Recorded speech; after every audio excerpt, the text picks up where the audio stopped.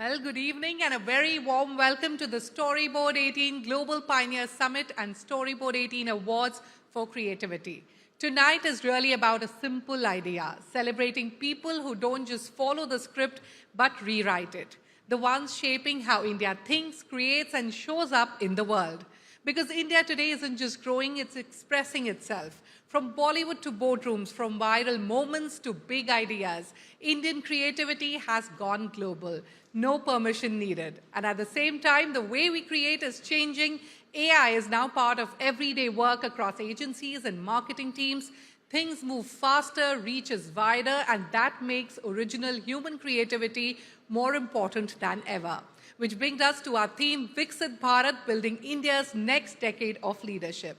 The next chapter of India won't just be built in policy rooms, it'll be shaped by ideas, stories, and bold creative choices. And that's what tonight is about, the people driving that shift and the work that's pushing all of us forward.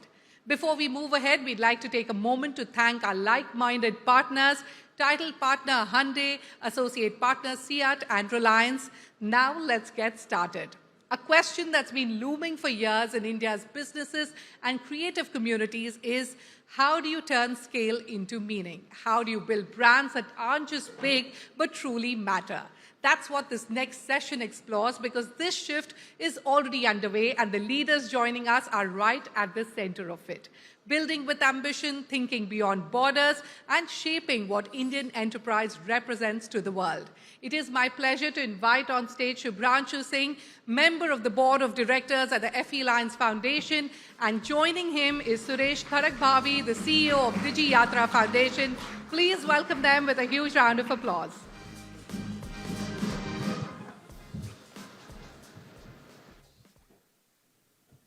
Thank you. Good evening. I was expected to do this chat with two people, as a matter of fact, but I am privileged to do this with Suresh. They have wired me up as if I do this for a living, and they're barking instructions in my earpiece saying that since we have started later, we have even lesser time. So let me just jump straight into the relevance for this section as the kickoff session. We have in India, in digitalization, Suresh, achieved scale like perhaps nowhere else on the planet, except perhaps China. And there also, we know it's largely a walled garden.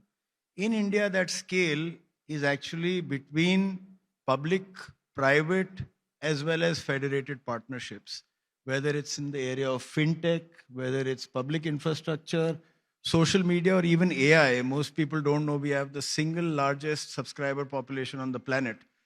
So this scaling up is happening just at the same time that most Indians are also coming fully into the consumption funnel. But what Suresh and Digi Yatra have done is actually completely separate from the usual commercial chaos that happens around competing brands, competing modalities in the digital space. Because here you have a business model which is first of all run by a foundation that co-opts not only the government, the civil aviation ministry, but also private and public airports. It then goes across to hundreds of millions of travelers. Potentially anybody who is going into an airport is a customer for them. And what they trade in exchange is very intimate personal data. In the sense, biometric is the closest you get to the layer of privacy. And underlying this model is trust.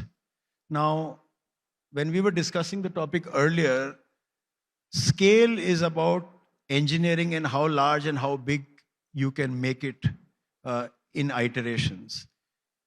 Engagement is about institutional trust, but significance is about culture. And India is a country where the demographics is very geared towards trust as an enabler. We are a country with 40 crore Indians not yet 20 years of age. 65 crore Indians are less than 32 years of age. We have 800 million plus cell phones. So with that context, Suresh is the CEO of the Digi Yatra Foundation, and he's responsible for keeping all of these balls in the air, as I mentioned. So let me open it up with the first question, Suresh, which is, if you had a chance as DigiYatra Foundation to do this all over again, do you think you would have done it slower or faster? In other words, is scale leading to the model being what it is today? If there were lesser people, would you have had deeper user experience, different use cases, different models? So given the choice, right, I don't think I would have done anything differently. Fundamentally, what we tried to address was a pain point that everyone has, right, which is in India especially, right, for every resource that you want, there is more number of, I mean, the demand is more, and therefore you will have queues almost everywhere, right, for anything that you want to get, be it the ration or be it to board a bus, and local trains, of course, right? So everywhere there is a queue. Of course, in local trains, so train stations, you wouldn't find queues. But the whole point here is at airports, right? Queuing up for multiple checkpoints, doing the same process time and again, right? I think that is something which we tried to solve, and it was a pain point which was relevant to every air traveler. And when we say air traveler, right, while today we are the Prime Minister Modi ji, he's speaking about today desh ka aam nagrik, right? But the whole point here is still people think that flying is elite, right? I mean, a level and above, right, would travel. But then what happens at the airport? It's the same queues and multiple document checks, identity card, your travel document, etc. So I think that's the pain point that we solved. And the simplicity of the whole process itself is the key why we have succeeded at scale and at volume. Now, let's talk about the opposite end of the spectrum. When things go wrong, who has made a mistake and who is left holding the can? In other words, is it the fault of underlying technology? Is it the fault of the foundation? Could it be a unit level issue? Because trust is fragile, the scale is humongous, data breaches are a possibility, and you are holding that data.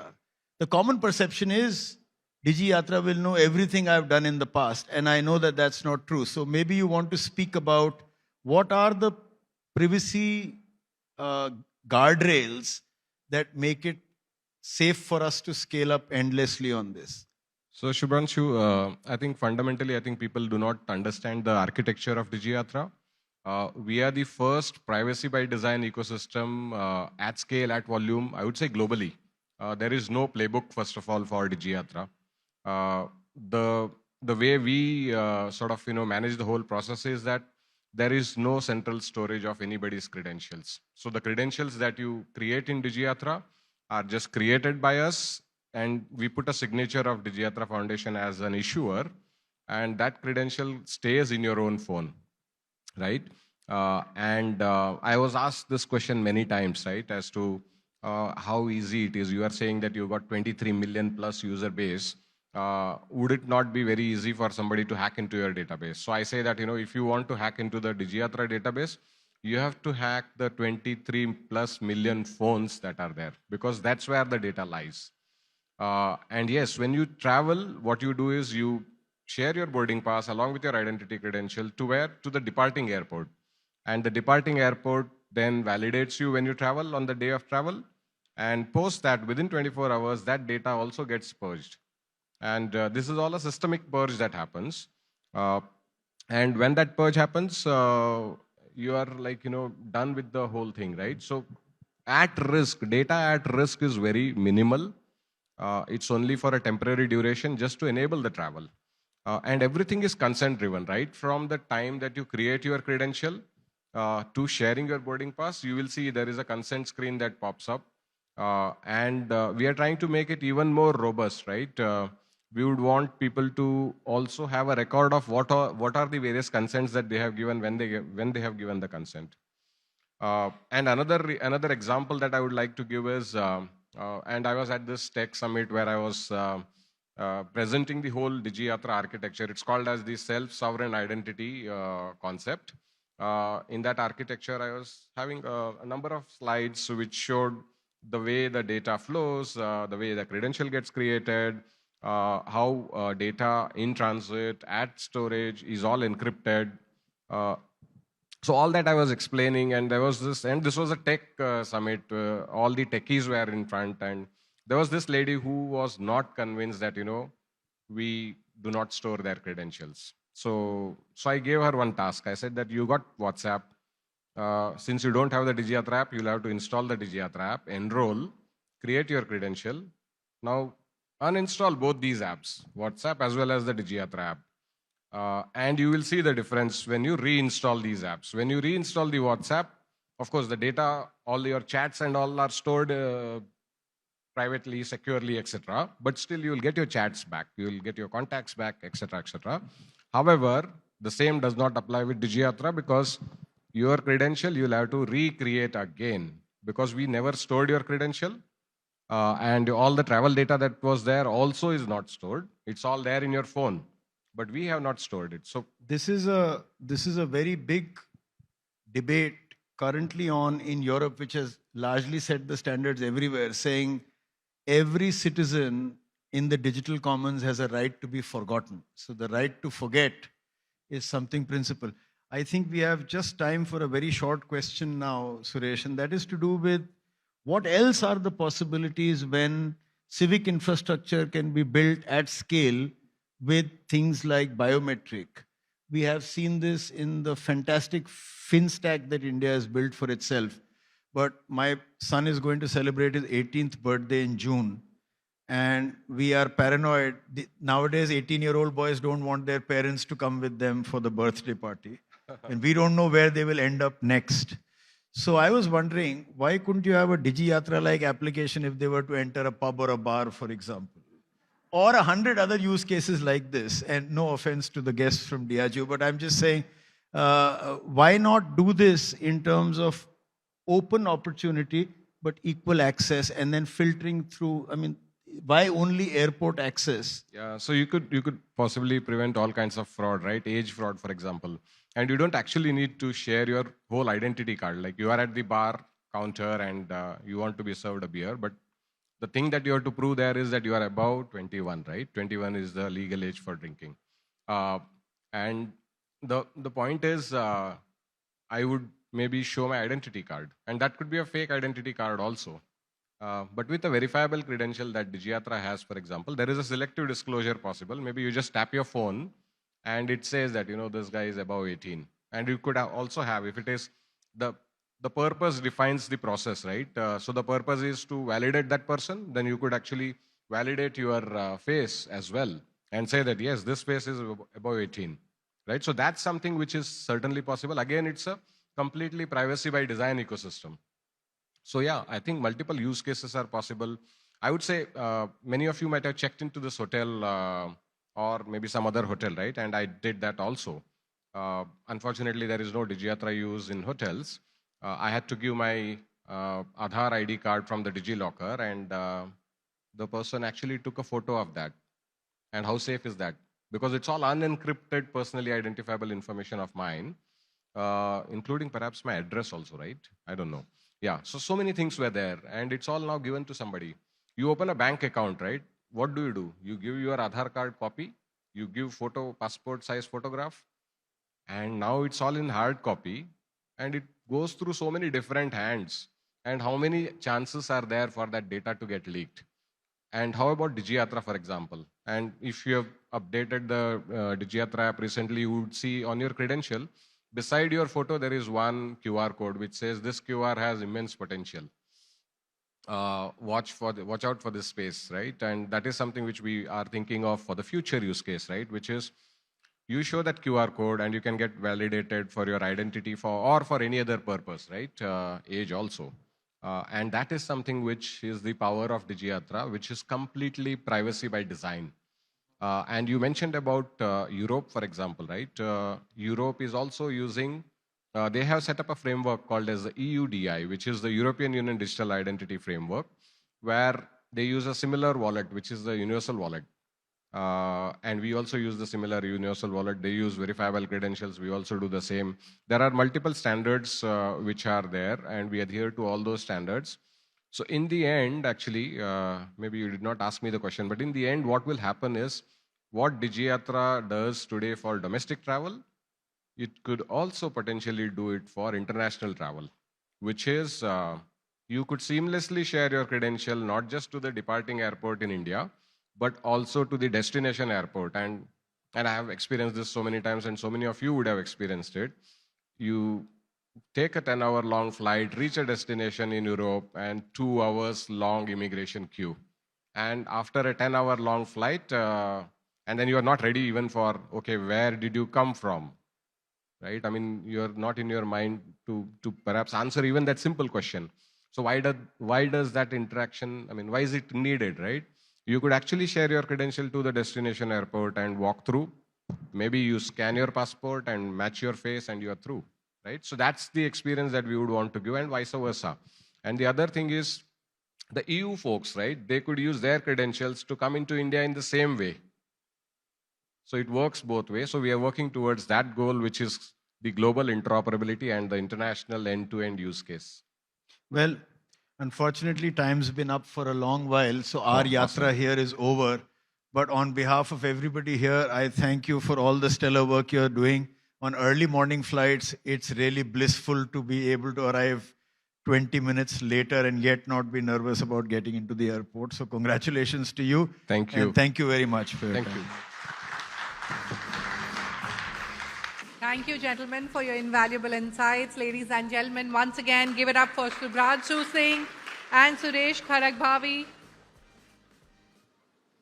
Now we've arrived at a big moment this evening because this goes beyond just launching an awards platform. It's about recognizing the work that made us pause, think, and feel something.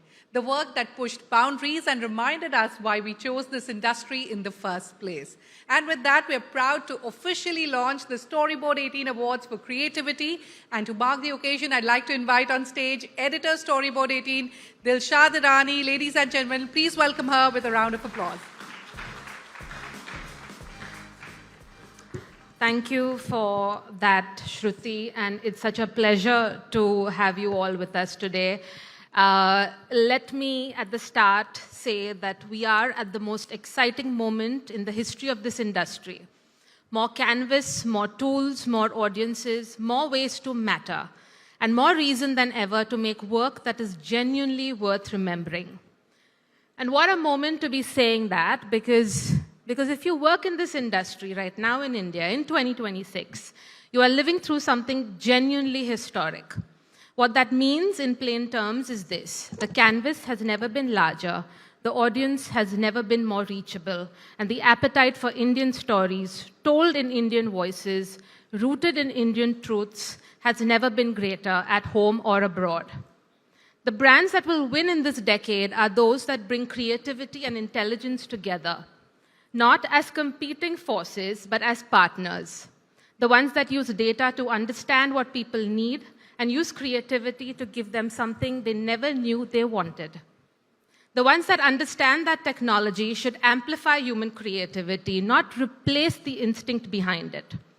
Thank you to each one of you for joining us today as we launch the Storyboard 18 Awards for Creativity, born from a conviction that great work deserves to be seen and celebrated with the same rigor and seriousness that we apply to business results. A special thank you to the grand jury that helped us in identifying the winners of the first edition of the Storyboard 18 Awards for Creativity, to everyone nominated tonight, and to everyone who made work this year that made them proud. This evening belongs to you. India is telling its story to the world, and you are the ones scripting it. Thank you all, and have a great evening ahead. Thank you, Dilshad. Now, if you work in advertising, marketing, or media, you've spent the last few years watching the world recalibrate. Consumer behavior has shifted, attention spans have shortened, but desire, if anything, it's stronger, sharper, and more demanding than ever. So the real question is, how do you build brands that keep up and, more importantly, last? Our next speaker lives that challenge every day. Ladies and gentlemen, please put your hands together for Praveen Someshwar, CEO and Managing Director of Diageo India.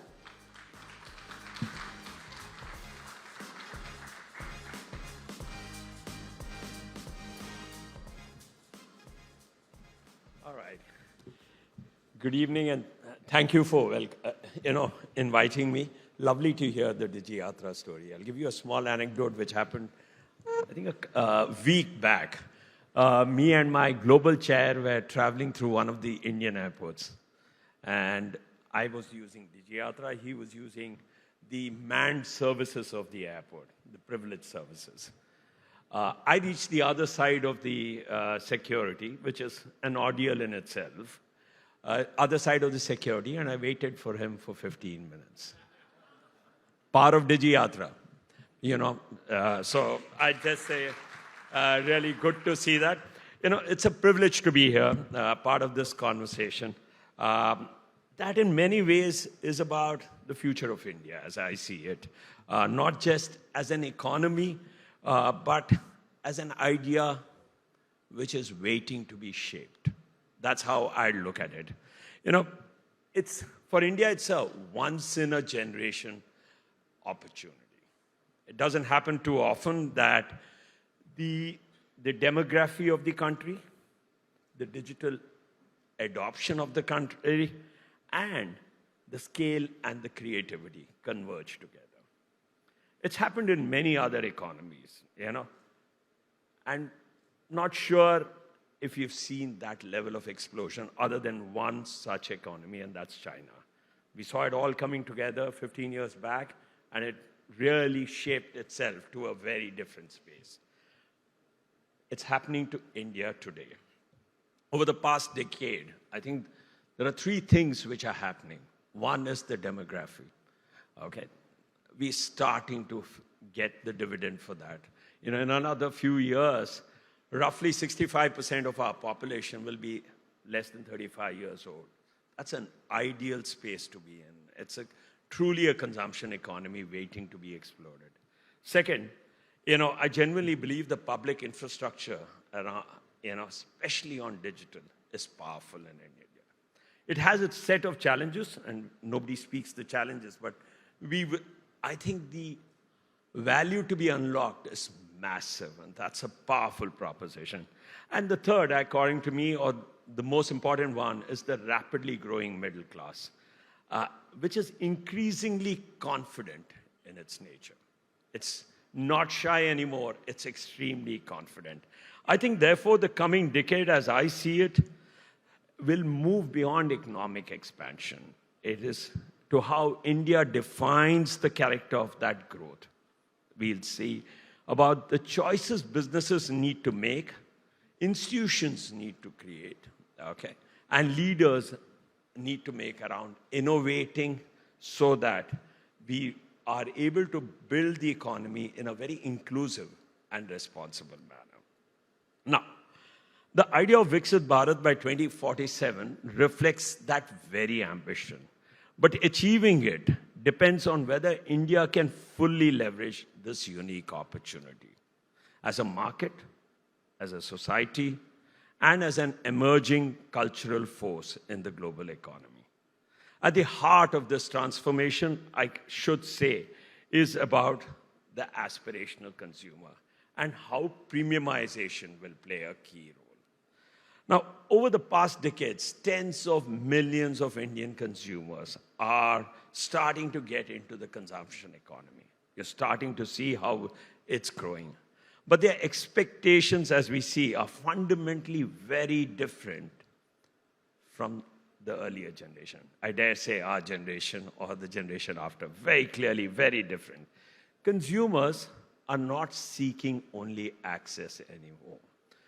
In a manner, the digital infrastructure has democratized access of any type. You could talk about services, you could talk about products, you could talk about knowledge. It's all got democratized in a nice, very simple way. What it's doing to consumers is they're moving from just consuming a product to move up the value chain. So the way it's shifting is it's moving from volume, as I see it, to value. And ultimately, it's moving from affordability to aspiration. And that's the big part of change. And the brands that will succeed will not just merely sell to India. I think they will be the ones who understand the social fabric, understand the cultural nuance, and therefore will unlock the opportunity. Now, premiumization, lots been spoken about premiumization. And typically premiumization in a corporate sector is spoken about how pricing's played very, very well. I don't think premiumization is about pricing.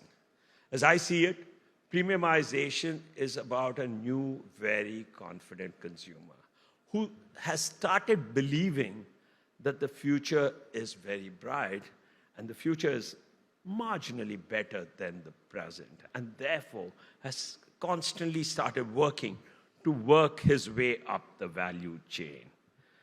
Now, we are seeing this across categories, and I could talk about cars, I could talk about our own sector, Alcobev, and you're seeing premiumization play out in a very, very confident manner. The top end is growing significantly faster than the value end of it. So very, very clearly, that's the explosion of a confident India. Now, for all of this to work, we have to move from made for India to create from India overall, and the role of private and public enterprise. For decades, and I think over the last many, many years, India was seen primarily as a large future market. Corporations after corporations came in and said, this is a market we need to invest for the future, not for the present, for the future. But I think that's changing. It's changing not only because of scale. It's changing because the source of ideas, creativity, and the cultural influence is starting to make a very different impact. Indian entrepreneurs themselves are building consumer brands with truly global potential.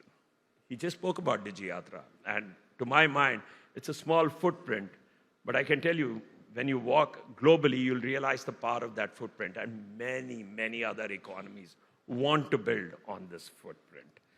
So it's not only in terms of products, it is in terms of various spaces, creativity and cultural influence.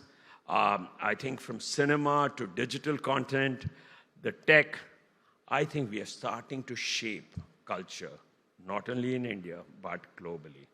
Indian companies are emerging clearly as innovation hubs, that solutions are getting developed not only which are relevant for India, but absolutely relevant for the world at large.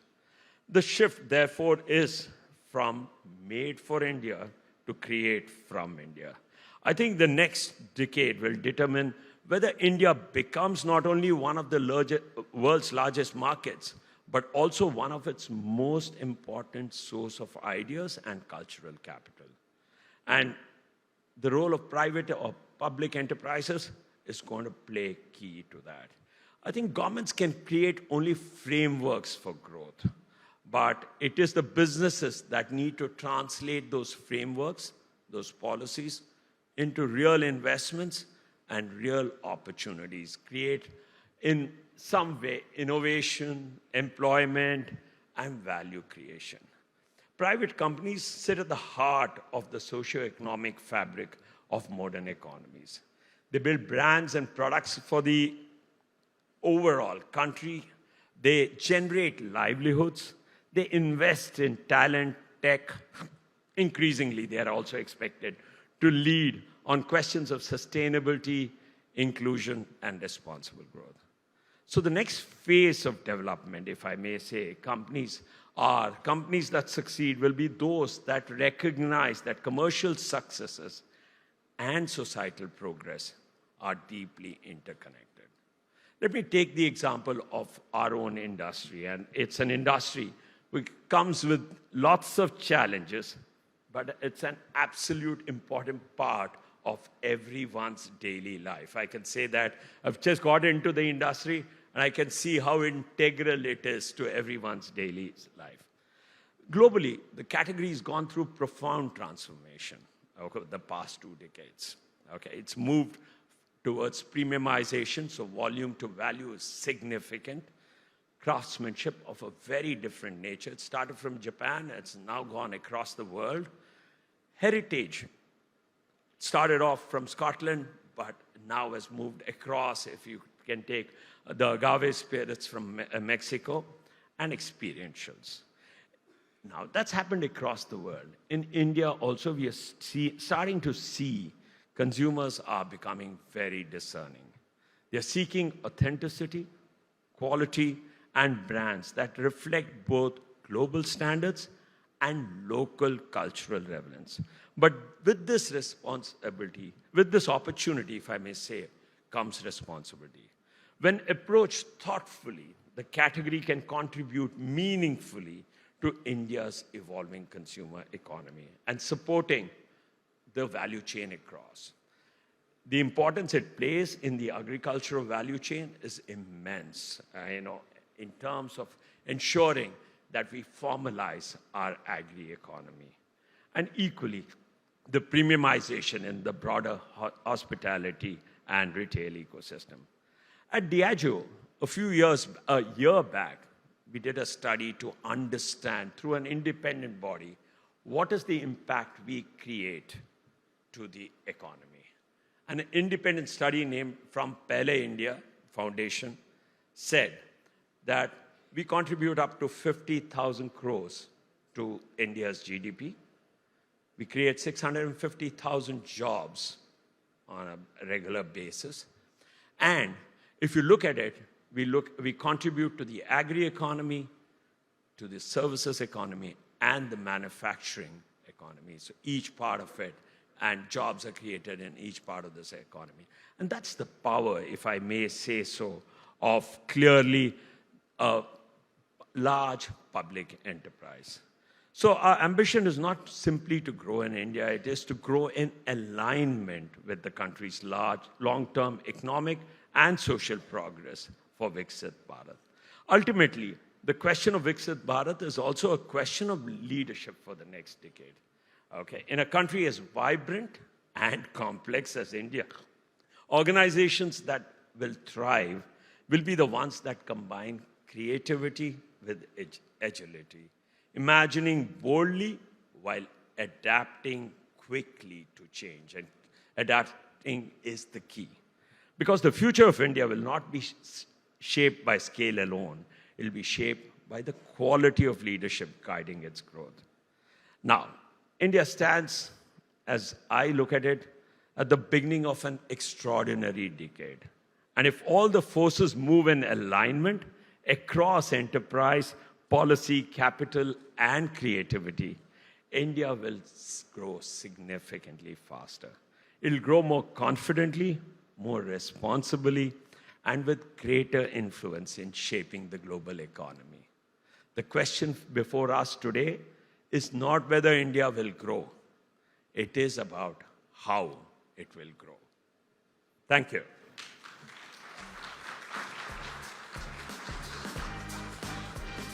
What an insightful address, Mr. Someshwar. Request you to kindly stay back on stage for the discussion. India's next decade is about setting the pace, and our next session decodes what it will take to do that with confidence, purpose, and a global mindset. And to lead with this, we have with us Dilshad. Dilshad, over to you. Thank you, Shruti. Thank you, Praveen, for that, for setting the tone as well. Great start with that anecdote. It's definitely eased a lot of lives. But you've covered a lot of the things we had planned to talk about during this discussion, but I'll sort of draw on a few things you said. You use words like creativity, value, premiumization, create for India, and I would add create for the world as well in India.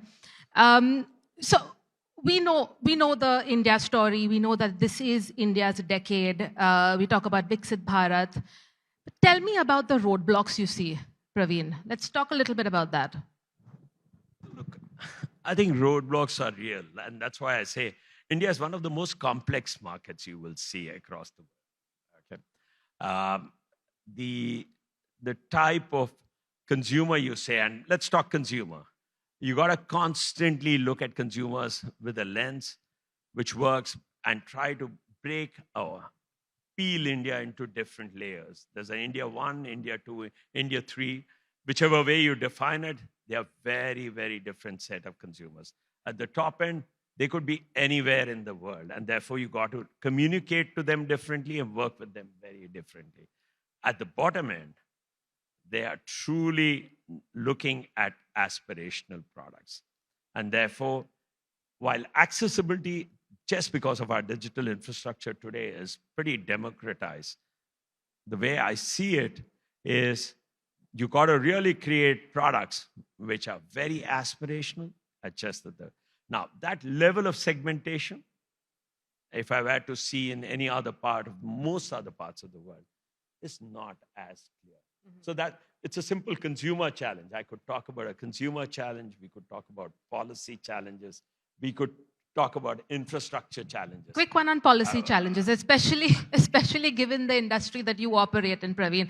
And you've had diverse experiences yourself, coming from foods to media, and now again at Diageo. Tell me about the policy challenges, and have those challenges eased at all in the past? So as I wasn't able to finish what I wanted to say. Please go on. But we'll talk policy. And I think, as I said, consumer, there are policy challenges. India is for our industry, India has 36 different markets. It's more complex than Europe, if I may say so, because every state has its own, overall broad policy and what tax structure, what route to market, what pricing, what product portfolio I can play. So it's as complex, or if not more, than Europe in general, which also has now one policy. So you got a set of complex challenges: consumer, policy, infrastructure, whichever way you look at it. But I think the whole idea is, in that complexity lies a massive opportunity. In that complexity tells you how to play those different sects in a very authentic manner. And that is a massive opportunity to be unlocked. And what we have seen over the last, what I've seen in this industry over the last year, or what we have seen in over businesses in the last few years, if you embrace that challenge and play to it in a very authentic manner, there are massive opportunities. Absolutely. So I wouldn't worry as much around the challenges. I would look at the opportunity. Absolutely. You also spoke about brand building, and I want to get one more question in before we move to the awards segment. When it comes to brand building, given the recent developments at Diageo, how does Diageo see brand building beyond its core categories? Because the RCB exit, for example, was framed as a non-core element. So how do you see brand building now for Diageo, Praveen? Core and non-core doesn't impact brand building as I see it. Okay, brand building models are consistent. We'll work to consumer insights, and we'll work to the power of our product to build brands for our consumers. Core and non-core business is something we need to constantly look at. I think the way I look at it is it's an intersection of the opportunity in the marketplace, our own core capabilities, and our shareholder returns. And if you look at that intersection, it needs to work for all three of them. And when it works for all three of them, magic happens. And that usually happens where we have capability, we have powerful brands, and that's where opportunity. In the non-core business, you tend to make lesser and lesser return, and therefore you need to make choices as you go around. But brand building is a massive opportunity in India, and we recently launched our own Indian version of single malt a year and a half back, and it's done exceedingly well. We've seen it in this short period, it's been 2.5 years. It's now been, now globally, it's available, and it's amongst the top 3 or 4 Indian single malts. So it's a powerful proposition to consistently nurture future propositions. Absolutely. Consistently nurturing, and of course, the choices we have to make every day. Thank you for sharing that with us, Praveen, and also from your address earlier when you laid out the vision. Thank you again, and I'll bring Shruti back on to guide us to the next segment. Thank you for that engaging session, Mr. Someshwar and Dilshad. I'd request you to kindly stay back for our awards section.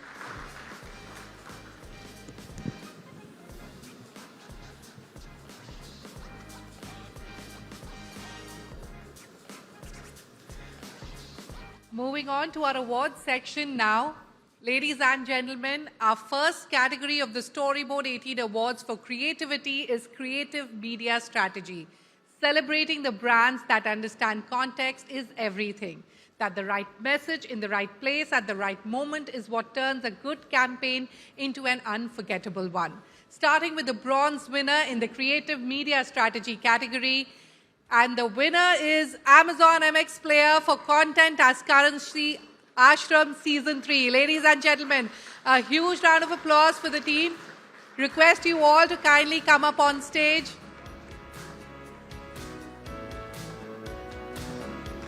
Keep the applause going, ladies and gentlemen. Wow, I see an all-women's team.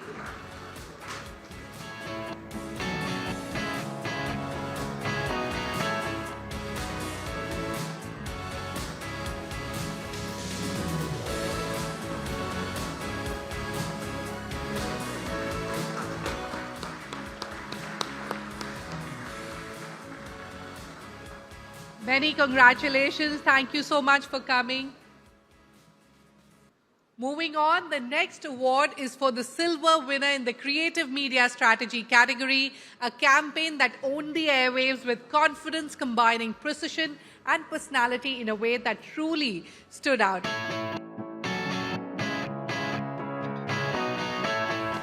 Ladies and gentlemen, please give it up for Kia for the Radio City Takeover.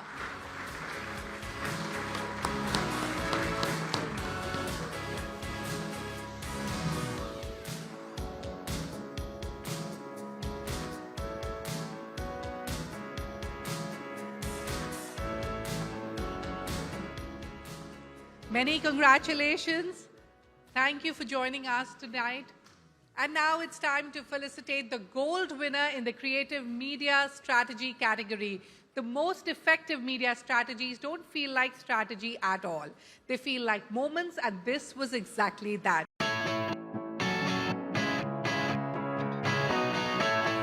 Many congratulations to the Swiggy team. May I please invite Rohit Kapoor, CEO Food Marketplace at Swiggy, to accept the award.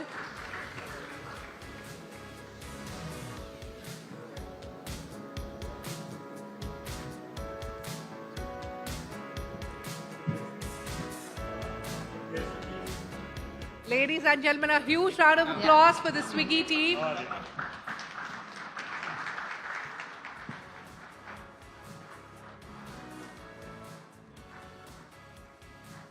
Rohit, yes, Rohit, can we have you say a few quick words?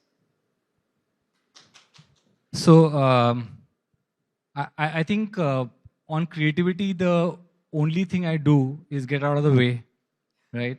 And I lead a brand which I have very little personal affinity to, because anytime they do anything and I don't like it, I know it's right, right? So some simple rules and philosophy. He's Prateek. He's our head of creative. He lives in the hills, 365 days a year. He comes down only for these awards and goes back into Ramgarh in the hills. But you know, it's a nice brand to play around with, creative.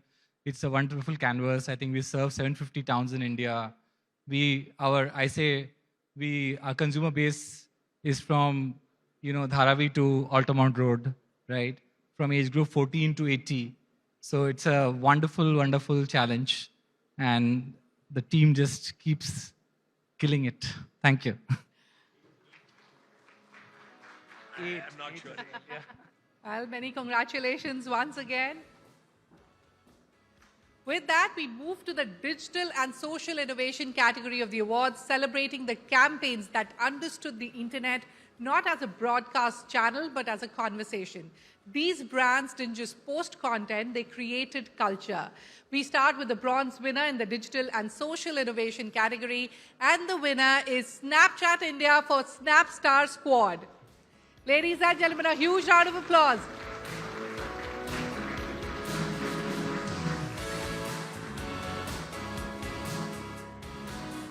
Many congratulations, Snapchat India.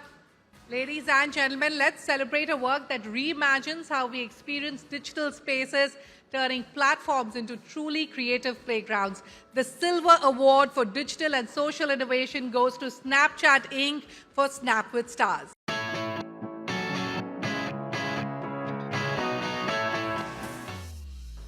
A huge round of applause. Request the team to kindly come up on stage. Welcome back.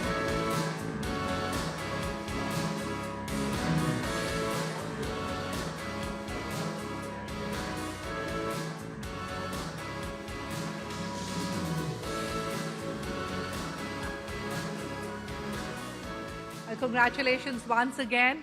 And now for the gold category, we have two winners this year. The first gold award winner is Kit Kat for Snap to Decide. Can we have the team up here, please?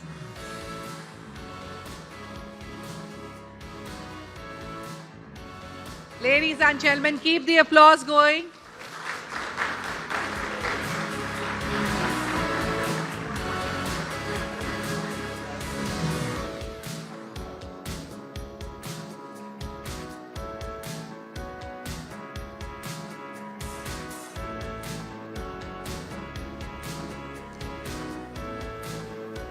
Many congratulations. Moving on to our second gold award winner, and the second gold award goes to Swiggy for IPL 2025. Can we have the team back on stage?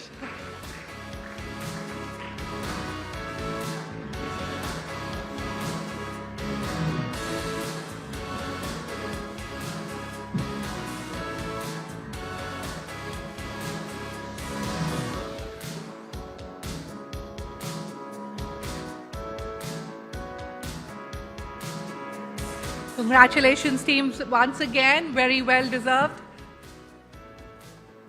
Ladies and gentlemen, our next category for this evening is Integrated Campaign of the Year, honoring the ability to weave a consistent, compelling narrative across every touch point. Now, this is where strategy and imagination truly meet. We begin with the bronze winner for Integrated Campaign of the Year, and the award goes to Center Fresh for Dimag Pe Rakhe Lagam.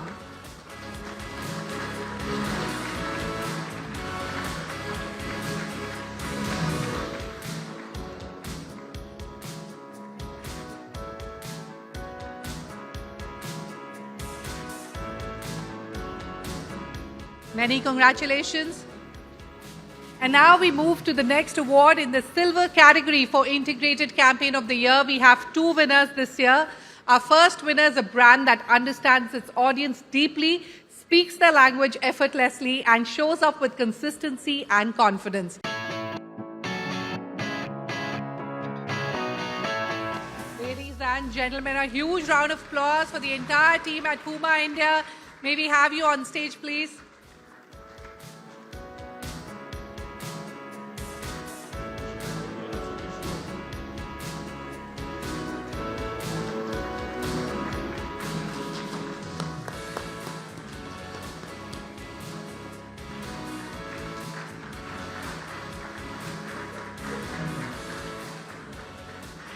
Many congratulations, team. And now it's time to honor the second silver winner in this category. The second silver award goes to, well, we need to have the team back. Swiggy for IPL 2025. What a delivery.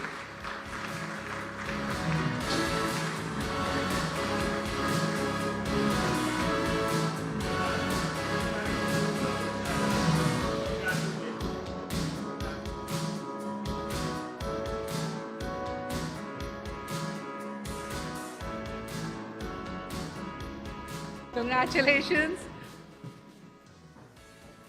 And now the gold winner for Integrated Campaign of the Year. It's a campaign that turned an important social message into a true cultural moment, giving India a character it didn't just notice but embrace.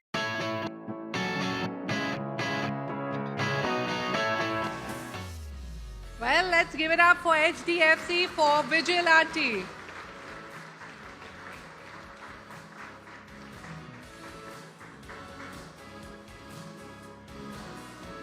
Ladies and gentlemen, keep the applause for going for the HDFC team.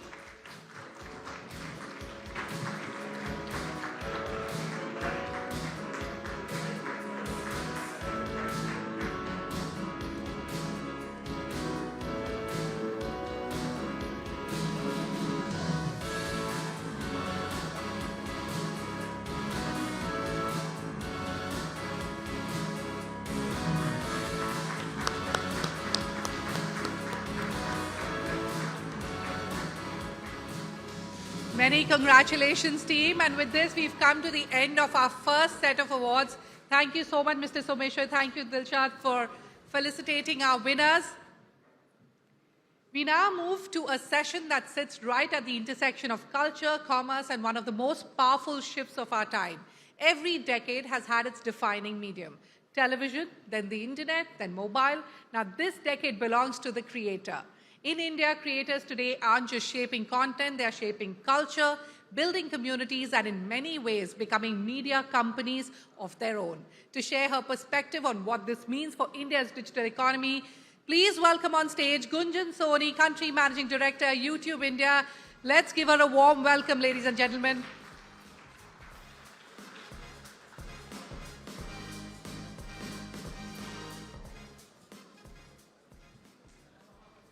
Well, good evening, everyone. And first of all, a huge applause to the Storyboard18 team for organizing this wonderful event to celebrate creativity. Just absolutely loving the energy in this room and looking forward to the rest of the show. Well, you know what? I wanted to start with a story. And this is a story about a young man from Rajasthan. And his name is Amit Sharma. Now, Amit loved science. But instead of following a traditional path, like many people, he decided to turn his curiosity into a digital lamp. And today, millions of people know him as Crazy XYZ.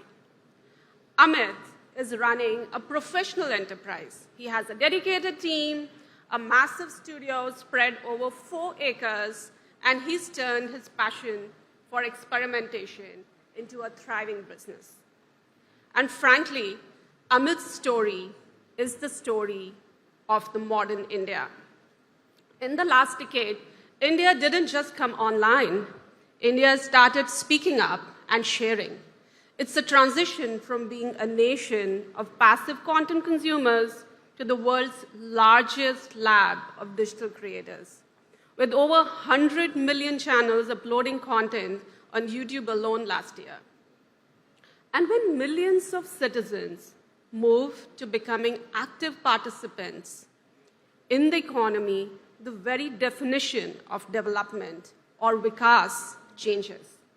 It becomes more inclusive, more decentralized, and frankly, more human. And this is the heart of our discussion today, Viksit Bharat, a vision of a developed India and the next decade. Now, usually when we discuss infrastructure for a developed nation, we talk about road supports, and in today's world, maybe even data centers. But today, I wanted to talk about a very different kind of infrastructure with you, the infrastructure of national ambition. At YouTube, we are seeing this in action every day with our creators. How creativity, audience trust, and entrepreneurship are fusing to build India's next decade of innovation. This is the heart of the orange economy, where our creative assets are deeply fueling our economic growth. So when creators like Santosh and Akash Yadav launch the Indian Farmers, they share modern agriculture techniques and use their channels to employ people from their own village. This is innovation and inclusivity in real time. And when a creator like Malar uses her channel to teach English to native Tamil speakers, she's helping homemakers gain confidence and young professionals ace job interviews. Frankly, she's again supporting our government's policy goals of education and job creation. In fact, 98% of users in India utilize YouTube to gather information and knowledge. Clearly, as a nation, we are hungry and curious and love learning. In the next decade, this growth in India's creative economy is going to be fueled by at least 3 strategic pillars. 1, the continued democratization of entrepreneurship. 2, the globalization of Indian content. And finally and crucially, the AI multiplier. Of course, no discussion today is complete without that. Let me talk about the first pillar. In the past, starting a business required massive capital. Today, all you need is a smartphone and a unique perspective, and that's the only barrier to entry. And therefore, we are seeing the rise of what we call the content entrepreneurs. These are individuals from all over India, Meerut, Kochi, Guwahati, who are building microeconomies, employing editors, screenwriters, and social media managers, and frankly, even launching D2C brands. Take Yashi Tang, for example. She built a formidable audience on YouTube and then went ahead to launch Suyash Fashion, a boutique specializing in Rajasthani prints. Within the first year of launch itself, she employed over 20 people and shipped 10,000 orders across India. Now, this audience, more than any other, knows that we are living in an area of extreme fragmented attention. And in this era, what we are observing is that successful creativity and successful creators are those that have built a trust-based route to storytelling. In fact, an MTM survey showed that 85% of viewers in India trust YouTube creators for their views about brands and products. And this is fueling a social marketing sector that is now a critical engine of the Indian economy. In fact, I loved the example of Vigil Auntie that we just celebrated, which is such a powerful way to bring this economy alive. And no wonder, therefore, a recent report by Boston Consulting Group estimated that the creative ecosystem direct contribution to revenues are projected to reach over 100 billion by the end of this decade itself. And therefore, by enabling these new voices and democratizing access to opportunity, I think we're collectively fueling a decentralized economic engine that's essential for India's ambition towards the 5 trillion economy. You know what's even more exciting? That all this entrepreneurship and enterprises that are being built, they're not just local. They are our most potent global export. And that takes me to the second pillar, the globalization of Indian content. What a huge opportunity. Today, Indian creators and filmmakers are flipping the narrative. They are no longer just local stars. They are global icons in their own right. In fact, last year, content produced by channels on YouTube in India saw over 15% of their content be consumed by audiences that came from outside India. Such is the power of our content already today. Now, whether it's an Indian tech educator helping students in the US or Indian musicians and artists trending in Latin America, India's soft power is being exported every second through digital videos. We see this exemplified by music and artists in particular, like Hanuman Kind, whose explosive global reach proves that Indian hip-hop and local music can transcend borders and dominate international charts. I truly believe that this cultural influence is the new brand equity of our Viksit Bharat. And therefore, to move to the next level of global leadership, we must lean into the tools of the future. Yes, artificial intelligence. In the next decade, AI will become the digital wind beneath the wings of the Indian creative industry. The FICCI AI report has estimated that already 75% of organizations that are using AI have reported measurable results. So it's moved beyond speculation to real impact. And nowhere, I believe, is this evident more than in the creative industries. We are moving into an era, a very special era, where the distance between an idea and its execution is shrinking at warp speed. AI is now an end-to-end collaborator across the entire workflow from brainstorming and planning to creation and distribution. Take some of the tools from Google, like Veo and Flow. These tools are already in the hands of filmmakers and marketers. But what about tomorrow? Tomorrow, these tools could power creative artists to generate high-definition cinematic visuals that once required a Bollywood-sized budget.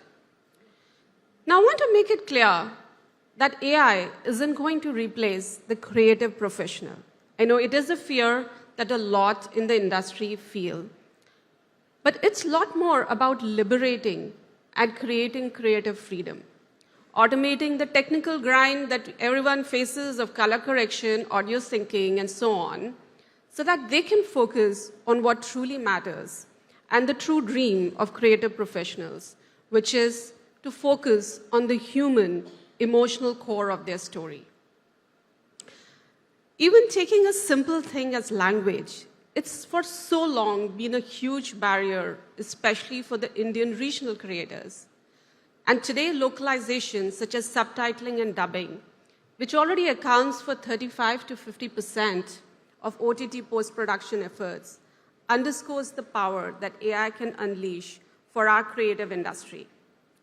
And therefore, through many of these tools, we would see powerful dubbing, enabling regional content from India to surpass far beyond the 15% mark that we've already seen. Imagine a creator speaking in Marathi can instantly be heard in Spanish or Portuguese, forget English, with realistic lip syncing and ensuring that local voices are never lost in translation. Democratizing this potential is a national priority, and therefore at YouTube, we are really proud that we've been able to scale some of these initiatives with the Ministry of Information and Broadcasting in partnership with IICT to ensure that the next generation of storytellers are ready with the tools of a tech-forward India. Together, as we look forward to the next decade, which is our focus for today, the opportunity for all of us as policymakers, capital allocators, business leaders, is to really recognize that the creative industries today now represent a formal, high-impact sector of the economy. Gone are the days when it used to be seen as pure entertainment. The scale of this impact is no longer theoretical or measured in likes and subscribes. It is measurable in real impact on people and lives. Let me take the example again of YouTube. Oxford Economics research last year showed that YouTube's creative ecosystem contributed over 16,000 crore to India's GDP and supported nearly 1 million full-time equivalent jobs. This is the living proof of where the orange economy can take the next decade. I believe as creative industries, our mission, in order to fuel this growth, should be to keep lowering the floor on one end so that more can participate and have access, but on the other hand, keep raising the creative bar and ceiling with some awards like this, but also by shaping the next decade and going and winning and conquering the global stage. For us, this is the journey that we have chosen to embark on, and we look forward to continuing to work with all of you and more of the creative industry as we do that. Together, looking forward to building this roadmap and leading India into a self-reliant, globally influential, powerful content nation. Thank you so much.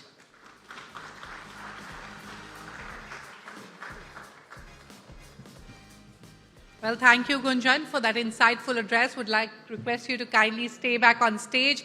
I would also now request Rohit Kapoor, CEO, Food Marketplace Swiggy, Shashi Sinha, Strategic Advisor, Omnicon Media Inc., and Dilshad to kindly join us on stage for the next set of awards.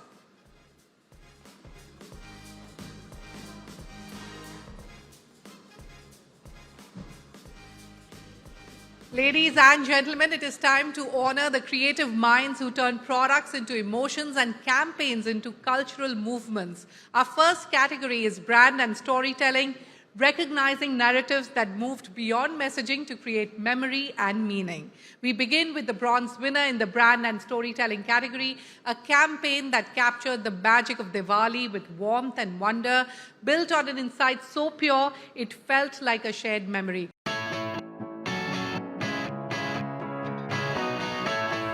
Well, congratulations to the HP team. A big round of applause. Can we have you on stage, please? Ladies and gentlemen, you can be louder.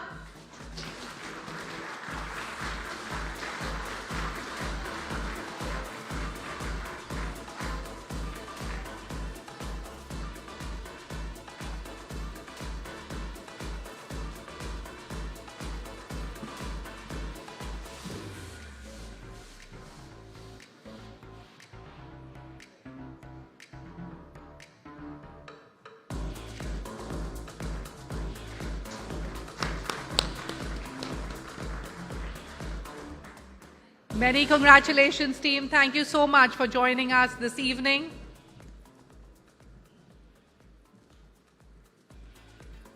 Next, we have the Silver Awards in the brand and storytelling category, and it goes to a brand that has turned generosity into more than just a value, making it a powerful and consistently creative strategy.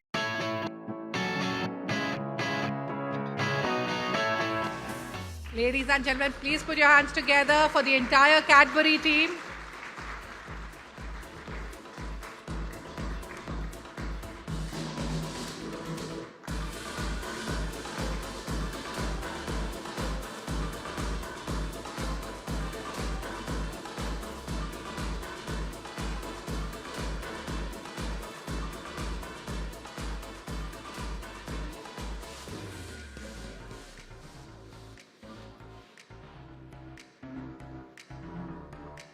Many congratulations. Very well deserved. And now we move on to the gold winner in the brand and storytelling category at the Storyboard18 Global Pioneers Summit and Awards for Creativity 2026. The winner has been a challenger brand that stepped into a category dominated by giants and won audiences over with a distinct, refreshing voice.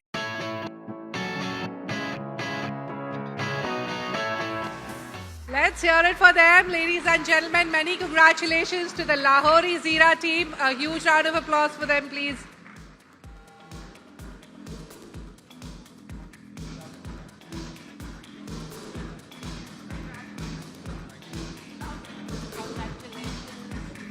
I think it's universally loved work. Congratulations. Please come.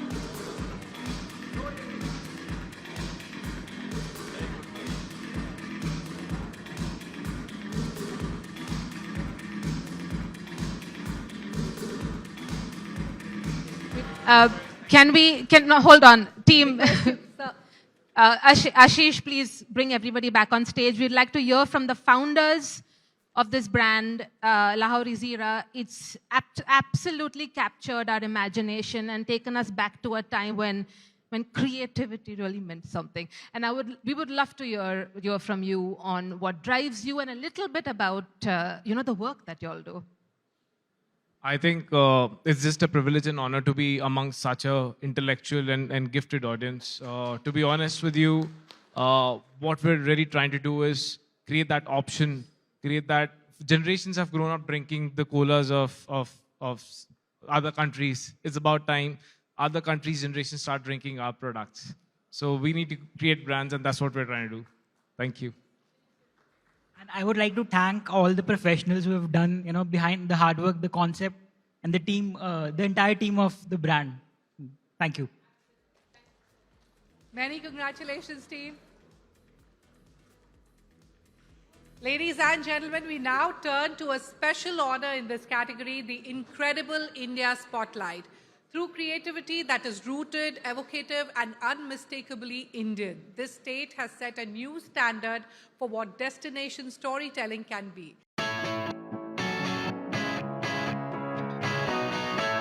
Huge congratulations to MP Tourism, the Sitaris. I request that the team kindly join us on stage. Yes, sir, please. Huge round of applause, ladies and gentlemen.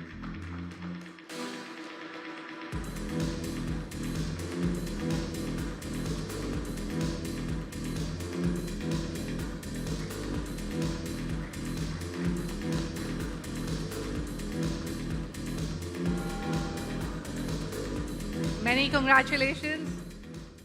And now a category that speaks to the soul of why creativity matters beyond commerce, purpose-driven creativity. These are the campaigns that asked, what does our brand stand for? And then had the courage to say it out loud for all the world to hear. Let's begin with the bronze winner in the purpose-driven creative category. This is a brand that's been part of Indian homes for decades, built on trust and tradition. And this campaign didn't just say that, it made you feel it.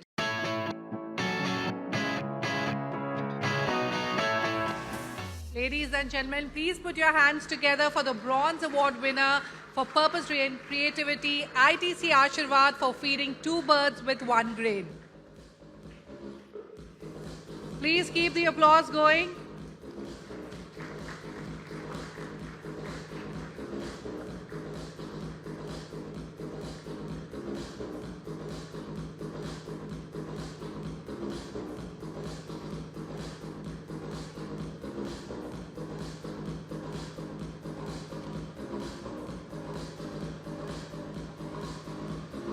Many congratulations, team.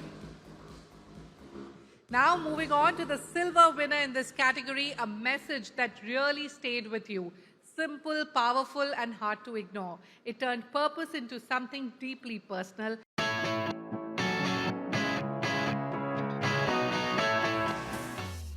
Please give it up for the Lays team. Many congratulations.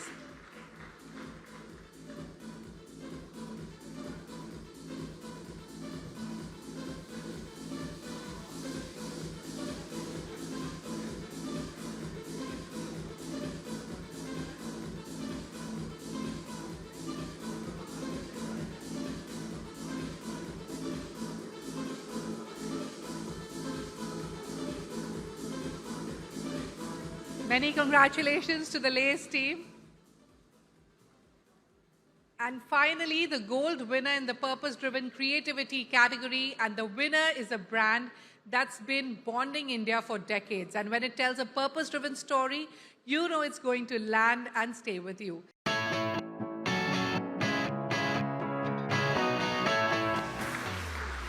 Ladies and gentlemen, Fevicol for Tika ID.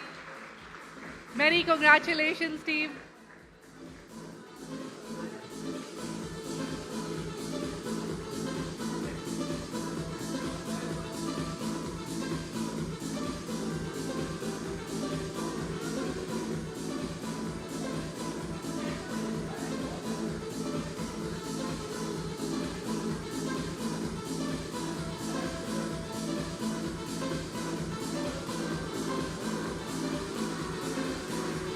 Give it up once more for Fevicol for Tika ID.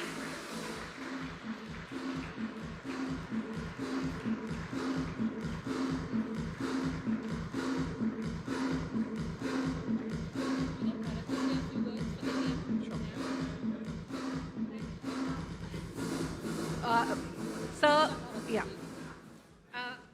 Bharat, can you just maybe say a quick few words for the team since you're already on stage? We'll have you back later also, but just a few quick words. Getting a microphone. Can we have a microphone, please?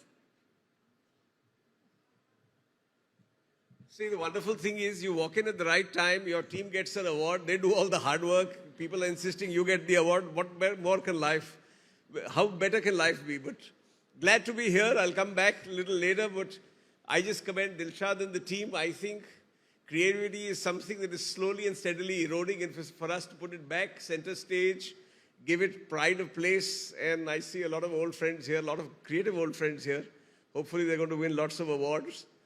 But to my mind, I've always believed that, listen, the answer to small media budgets is great creativity. So looking forward to the evening. Thank you, sir, for those words. And once again, congratulations to the entire team. Moving on, our next category is creative effectiveness, because great creativity isn't just beautiful, it works. The brand in the category went beyond telling a good story. They moved the needle. Let's begin with the bronze winner in the creative effectiveness category. In a category as competitive as construction materials, this campaign showed that trust isn't claimed. It's built over time and earned with authenticity.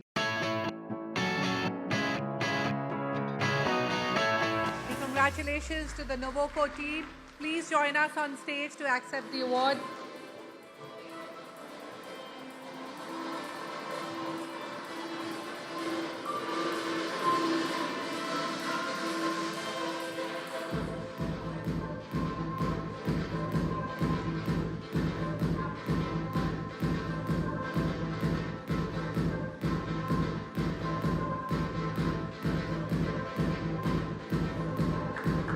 Many congratulations, team. Thank you so much for joining us this evening. Next award is for the silver winner in the creative effectiveness category. This was a fresh take on AI, making it feel human, useful, and relatable. A great example of creativity driving real impact.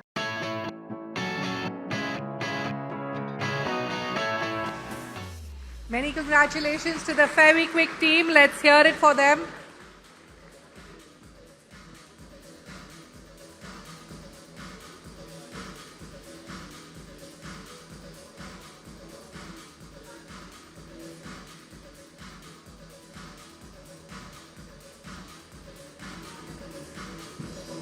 Ladies and gentlemen, once again, give it up for the entire team.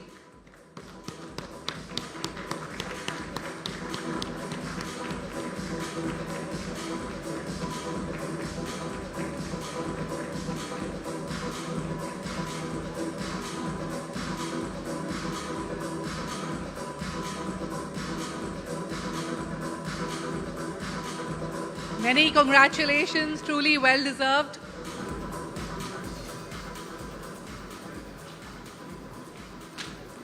And now let's move on to the gold winner in the creative effectiveness category. In a world that celebrates constant hustle, this campaign made doing nothing feel powerful again, turning a simple idea into a standout cultural movement.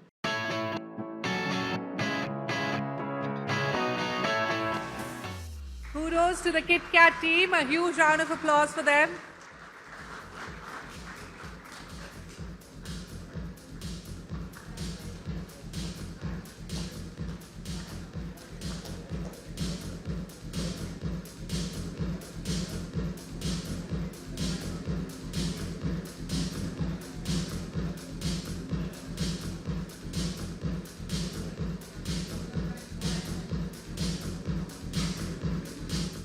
Give it up for our winners once more, ladies and gentlemen.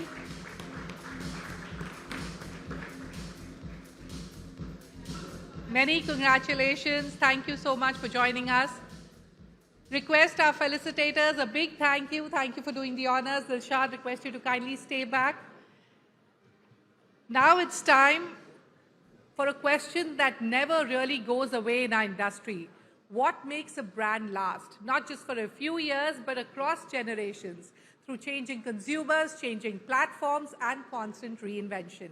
Ladies and gentlemen, our next speaker leads one of India's most iconic and deeply loved consumer companies. For many of us, it's a brand we've grown up with and one that continues to stay relevant with every new generation. Please give a huge round of applause to Sudhir Sithapati, the CEO and Managing Director of Godrej Consumer Products Limited. Thank you so much, sir, for joining us this evening. Over to you, Dilshad.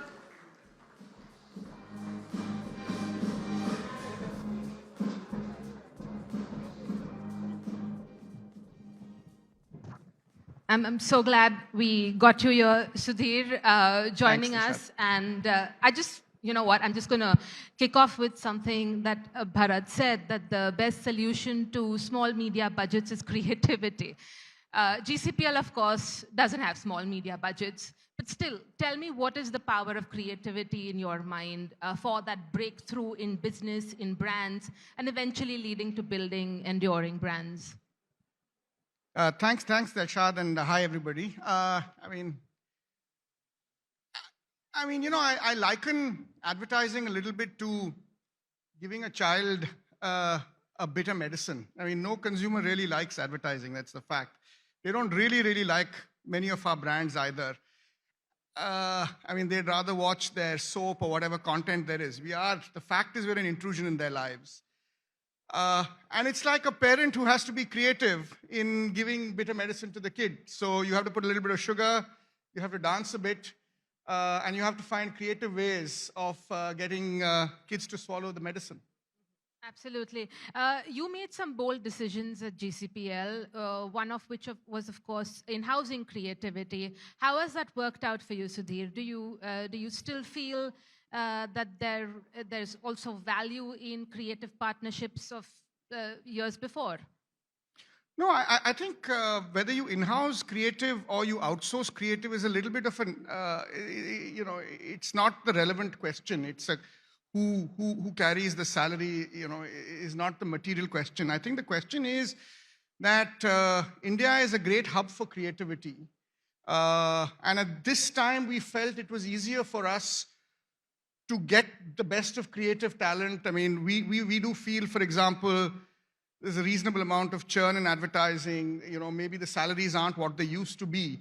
And creativity and advertising is so important for us. I just saw an email which, in the last few years, we've kind of more than doubled our advertising budget. We're one of India's largest advertisers. So creativity is so important for us that it's important for us to have consistency of creative talent and extremely high creative talent. So that's really why we insourced it. These things can change. I mean, when the industry changes, we'll change. You said that advertising is almost like that annoyance and people would rather watch their soaps, other content, cricket even. When you see something like the IPL, which is playing out right now, Sudhir, and you see that kind of clutter and what several have also said, a lack of creativity. Any thoughts on what you see on television, on your mobile screen, on the IPL when it comes to creativity? I mean, we don't advertise on IPL, and we never have. I've not done it in my previous job. I haven't done it here, and the odds are I'll never do it. But when I look at television in terms of creativity, it is probably a little lower than what it was 10, 15 years ago. Is what my suspicion is. I don't particularly know why. Maybe the rigor, maybe the big budgets, maybe in the day of television. And by the way, I'm happy to talk about television because I'm just back last week from a visit in Orissa, and television is very much alive and kicking. Frankly, so is print, contrary to what a lot of people think. So maybe it's the diffusion of media. Maybe something has, I would say something has changed a bit, and I find a little fewer sort of viscerally creative stuff. You find a lot of cool stuff floating around, but the kind of old-fashioned, consumers haven't really changed. But that kind of old-fashioned visceral advertising, you see less of it. I saw a Cadbury ad here, which I really liked. But otherwise, you find less of it than before. That you just feel.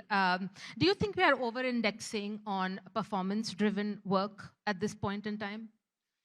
Performance-driven work is not advertising, it's sales. So over-indexing means it's like, giving a poster on a shop. So it's a below-the-line spend, it's a lower funnel activity, but it's not brand building. So, I mean, I don't know if you're over-indexing it or not, but I don't consider it as marketing in a strict sense.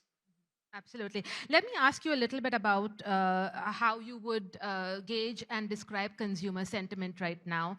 There's, of course, a lot of pressure. Are we seeing caution, still some aspiration, or a mix of both? It's just since it's fresh in my mind, last week I went to a village 2 hours away from Bhubaneswar, and I spent a day there. So after a long time, I did a full day with a rural consumer, and I spent an hour or two with each consumer. And there was a time I used to do a lot more of it than I do now. I'm guilty of not doing as much as I should, and that was one of my lessons is you can never stop doing those things. But what actually surprised me more than anything else is how little has changed in India. So we talk a lot about how much has changed in India, but visually the only material change that I could see in that village from 25 years ago was the mobile phone. So digital and telephony, everybody had it, and the internet was ubiquitous. But apart from that, there's a very, very large part of India where very, very little has changed. In fact, that part of India is a lot, little has changed means you do find some progress, you find some income, but fundamentally, except for the internet, not much has changed. So the question I ask myself, because a lot of people keep asking me, advertising has changed, digital age, but my answer is I don't see the kind of consumer change except in a small sliver of India, which all of us kind of interact with. So then I wonder why this kind of change. Why are we not making the kind of Cadbury film that I just saw now? More of that is certainly a puzzle. You don't have answers to that right now. I think we've got carried away by digital. That's the... Elaborate on that. Digital is a medium, it's not a message. So it's a medium like anything else. But the fundamentals of advertising remain the same. People have to enjoy the ad. I told you it's a medicine. People have to enjoy it. They have to lean back and look at you. So whether it's influencer content or whether it is a YouTube ad or whether it is TV, the core of advertising, it's the core of it is it has to be enjoyable. And I feel we're letting the medium take over the message. Besides the Cadbury ad that you just saw, anything else that fits your definition of entertaining advertising that you've seen recently, and it can't be one of your brands? I mean, I like the Lahori Jeera ad as well. So, I mean, it was different, but, it had an idea. It was creative. It kind of hooked you in a old-fashioned sense from what you see now. But look, I give a lot of weightage, Dilshad, when evaluating or looking at advertising, because you asked a question there saying what makes brands last long. So I give a lot of weightage, A, to enjoyability. It must be enjoyable. And B, to consistency. I mean, like, Bharat is here, but, Fevicol genuinely has been so consistent. You said the word, bonds, and you know what brand you're talking about, right? So, in other words, the brands that stand out today are actually the brands that stood out 10 years ago. Because they stood out 10 years ago and they stand today, they've done remarkable work. Absolutely. One more question, just switching tracks here. We've seen this wave of fantastic homegrown brands emerge across sectors, beverages, beauty, skincare, FMCG, foods. What is your take on the brands today that are emerging in the D2C space? What are they doing right that the legacy FMCG majors, and a lot of them are, of course, aggressively acquiring as well, some like your competitors, Marico, really aggressively. What are they doing right? What can you take away from what they have that the legacy FMCG majors don't? I've looked at a lot of D2C brands, and there are very few which are seriously profitable. So if a brand is big but not seriously profitable, you do question branding, because in today's day and age, performance marketing is a bit of pricing. It's a bit of a discounting. Now, the two brands that I know, one of which we bought recently, and the other one, I don't want to name it, but I've been looking at it and kind of really impressed with it. The difference in them is that they do fixed cost marketing. They don't do variable cost marketing. So of all the DTC brands, the two brands that I've been impressed with are brands that do fixed cost marketing, not performance. They use a different medium, which is the mobile phone and not television. And they use influencers. But the influencer campaigns that they work on, and if you speak to the founders of both of them, it's quite interesting that they believe that influencers don't educate but entertain. That's what's in common to both these brands. So the two brands that have stuck out to me are using the same principles of old marketing, which is entertain the consumers. They don't want to know about your product. The chances are they already know about it. You entertain them and they'll reward you. Both these people who are wildly profitable, right, follow the entertainment model. You've given us a few hints. Well, the first one is Mustaq, but the second one I'm not telling you. I'll ask you more on that later, but thank you so much for joining us. And great point on influencer marketing, and Gunjan is right here, so we can collectively talk about that someday again. Thank you so much, Sudhir. Thanks. Thank you. Thank you, Sudhir, and thank you, Dilshad, for that engaging conversation. Request you both to kindly stay back on stage. Now, before strategy, before copy, before media, there is craft. The design and visual craft category celebrates the brands that knew this instinctively and made work that was enthralling to look as it was impossible to ignore. Let's begin with the Bronze Award winner in the Design and Visual Craft category. And the winner is Black and White for reasserting identity through graphic boldness. Ladies and gentlemen, a huge round of applause for the team. Request you to kindly come up on stage.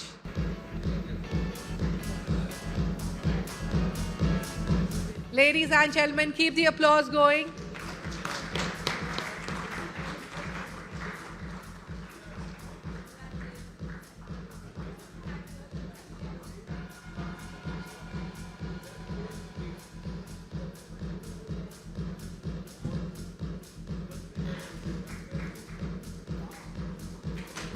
Congratulations. The next award is for the silver winner in the Design and Visual Craft category, and the award goes to Puma India for the unboxing product stories beyond the box. Let's hear it for them, ladies and gentlemen.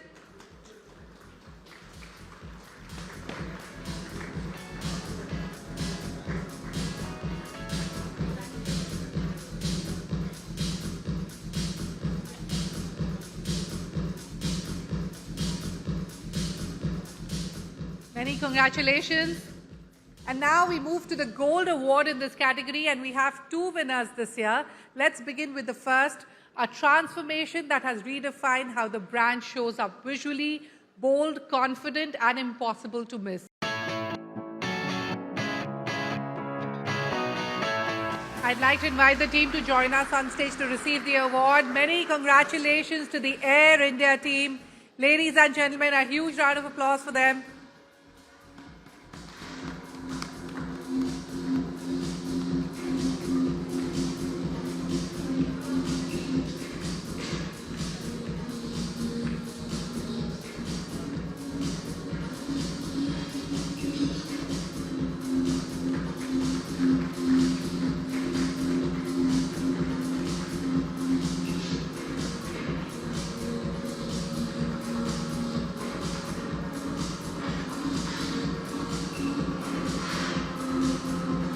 Thank you, sir. Thank you for joining us on stage, and many congratulations once again. And now the second gold award. The second gold award goes to Smirnoff for Flavor is a Vibe. Congratulations to Team Smirnoff. A big round of applause. Request you all to kindly come up on stage.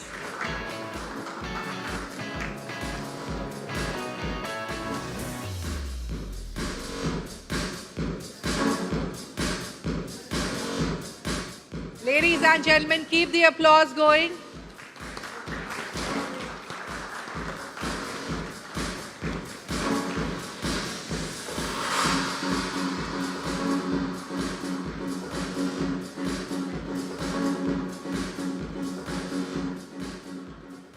And now our final category in this segment is Next Gen Formats. Now, these are the campaigns that rewrote the playbook using gaming, immersive experiences, and technologies that most brands hadn't even thought to explore. Beginning with the bronze winner in the Next Gen Formats category, when your audience lives online and plays to win, you meet them exactly where they are. Our bronze winner went where the audience was, played by their rules, and won beautifully.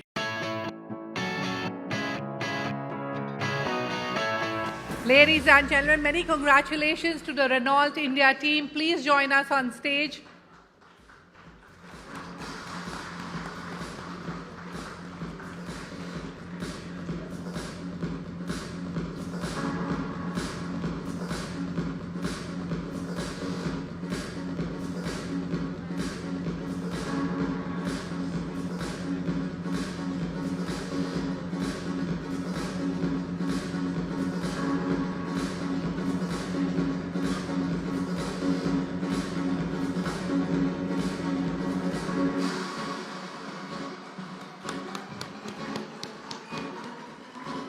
Many congratulations, team, and thank you very much for joining us here this evening.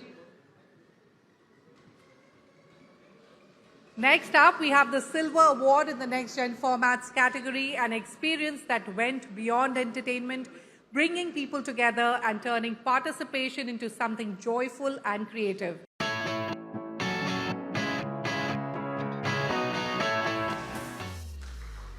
Many congratulations to the Nick Ice Creams team.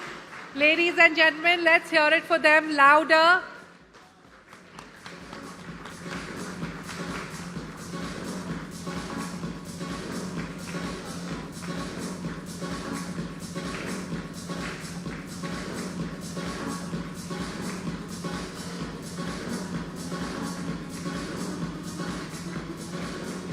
Congratulations, Nick's Ice Cream. And now the Gold Award in the Next Gen Formats category, and the Gold Award goes to Fevikwik for AI Pack. Congratulations once again. Request the team to kindly come back on stage.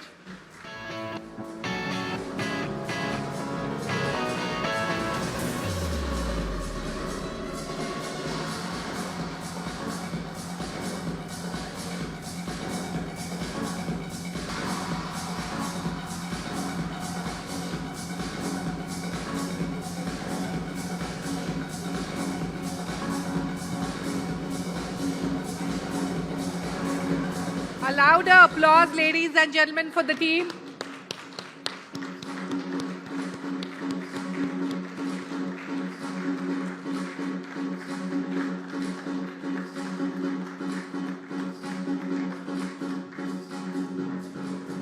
Congratulations. Thank you, Mr. Setupati. Thank you so much for doing the honors. Thank you, Dilshad. Some people try to predict where marketing is headed. Others are out there building it in real time. Our next session brings you a voice that has consistently been ahead of the curve, shaping conversations around attention, culture, and what it really takes to build brands today. This is also your chance to be a part of the conversation, because we'll be opening it up for live Ask Gary V. So if you've got a question, keep it ready. Joining us virtually in just a moment, our special guest for this conversation, a businessman, author, speaker, and internet personality, Gary Vaynerchuk. Let's give him a huge round of applause, ladies and gentlemen. Gary, very quickly, you've often spoken about attention being the single most valuable asset in marketing. And today, with every platform competing for it, what does earning attention actually look like for brands today? First of all, it's a real honor to be here. Really enjoyed those incredible awards and sentiments about that wonderful gentleman. So it's an honor to be with all of you. Attention has always been the same thing everybody in this room has understood, which is the creative is always going to be the variable. But over the last 5 to 7 years, the consumer attention has shifted so dramatically to the mobile device, and within the mobile device, to 7 to 10 platforms that have a shocking percentage of the consumer's time. And with social dominating so much of the minutes that everybody spends consuming, the way to garner attention within those platforms are not only with the amazing creative ideas so many in the room have, sure, but the biggest issue for the advertising industry is I don't believe we respect the context of the distribution channel. Understanding thumbnails, the first 3 seconds, the copy, the unit type, whether it's a carousel or a reel or a picture or written words on LinkedIn or other platforms. I think there's a big disconnect right now with how much science is within the art, and more importantly, all 10 of these dominant platforms, and I'm aware obviously TikTok's not available in India, but so many of the world platforms are, and so many indigenous platforms within the country. We are no longer in a place where we have to use human beings to judge creativity. We are in a place where all these algorithms are written on relevance. You are only able to get organic views when you've made creative that is relevant and has garnered attention. And the biggest thing that everybody in this room needs to leave here tonight with is understanding that you can measure creativity by organic views achieved. We have entered the era of where media should not be hiding bad creative, but working media should be amplifying good creative. And good creative is no longer judged in boardrooms or by awards or fake reports. It's judged by organic views achieved when no media or boosting has been involved to mix the data. Absolutely. And, picking up from what you just said, as we know, AI is rapidly changing how content is created and distributed at scale. Gary, in a world where everything can be generated, what will actually make a brand stand out and feel human? I think that's yet to be decided. I think this room, our industry, many in my office, me included, by the way, we have great hopes and dreams that the human touch, and you know this, in these kind of events, everyone's like, the AI will never change the craft. And we say all these things to protect ourselves from this extraordinary fear of where we're going. I think for the short term, the next 5 years or so, us humans that generate creative ideas will still be in a very strong place. We're still prompting in, we're still using our strategic and creative minds to work with the agentic AI and the AI when we choose to work with it. But what breaks out, I don't believe a single person in this room, me included, will be able to tell the difference if a 1-minute video was made by a human or by AI in 5 years. And that's something that we need to come to terms with. Sure. But I still think the most creative people in the world will find unlimited opportunities within the world of arts and business. Okay, all right. Gary, I've got a few audience questions with me. This is from marketing leader Shubhranshu Singh. He's asking, has the creator economy peaked? If so, what is the next unfair advantage to brands once content is commoditized? Well, I mean, it's definitely not peaked. Everybody in this room knows big companies have not maximized the creator economy yet. Okay. There's no Fortune 500 global company that has actually done enough work with the creator economy. I don't think it's peaked. I think anybody who's in the room that has a consumable good, the biggest thing that's looming around the world, and it's starting to really excite me how big of an opportunity this is, and especially in India, where we do not have TikTok or whatnot yet. There are some entrepreneurs in your amazing country who are about to build live social shopping. And so I think the affiliate and live social shopping era is upon us. So I think that will be one massive competitive moat of the next decade. Live shopping on social media. I think analog, experiential agencies in the room, clap it up, because I think real life events and analog in a world of AI and hyper digital is actually going to be tremendous marketing opportunities. So as we go more 2050, I think the 1950s energy of old school experiential sampling, event marketing, I think is going to do quite well. Okay. So I think there's many things emerging. Sure. My next question is from the CEO of VML India, Babita Barua. And she's asked, what's the one cultural shift most businesses are still underestimating, and how should leaders act on it today? That's a very good question. Makes sense from a very smart person. There's many. I'm going to choose to go in an interesting direction because I think it will bring value to this room. The biggest cultural shift that we need that has happened in the world, but it has not been accepted in the advertising industry, is we as creatives and strategists need to lead into humility. For any business that's being represented in this room, they need to be more relevant with more different consumer segmentations. The biggest consumer cultural shift is when you have 1 billion people in an amazing country like India, there are 4,000 different groups of people, not 18 to 35-year-old males or just women versus men. There are so many different interests and subcultures, and we must market to all of them. And so we must fall in love with quantity in our industry, and our industry loves subjective quality, and our production costs are too high. And so I think the biggest cultural shift is the fragmentation of interest amongst people, and we must market towards it. All right, my next question is related to what you just said. It's from Gaurav Ramdev. He's the CMO of Visa India and South Asia. India is a large market with a fragmented populace where scale comes fast, but loyalty doesn't. So what does modern brand building look like in this type of a market where consumers are deeply value conscious and rapidly premiumizing as well? Relevance. You know, as much as things have changed, this concept of relevance to consideration to purchase is more tried and true together today than ever before.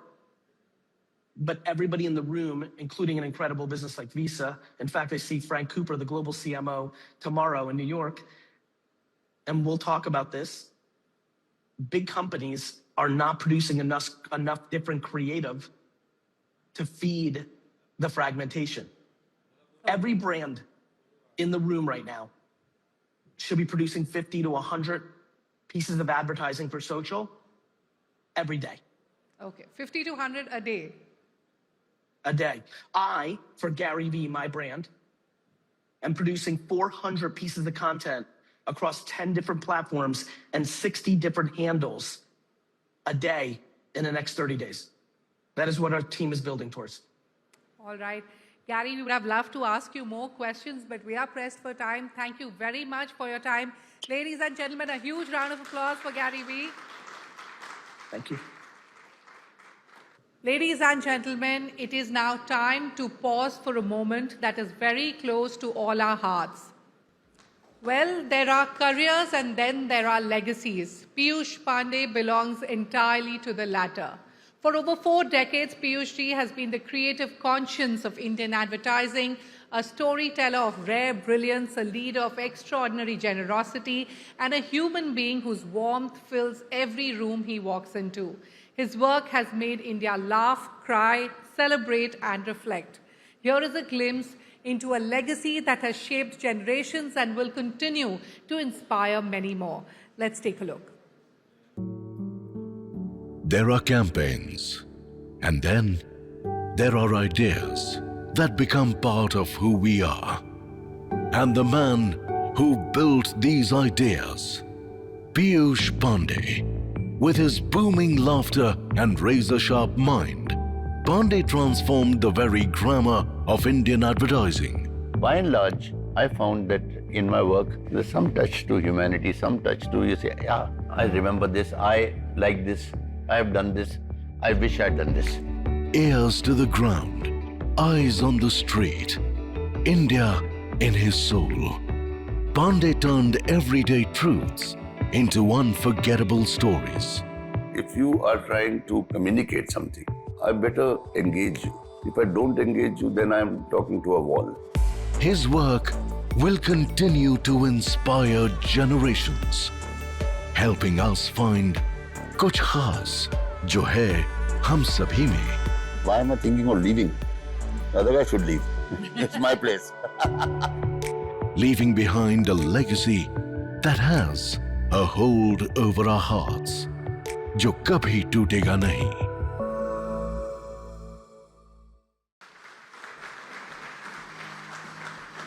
And for this special tribute, I'd like to invite Dilshad Irani to join us back on stage.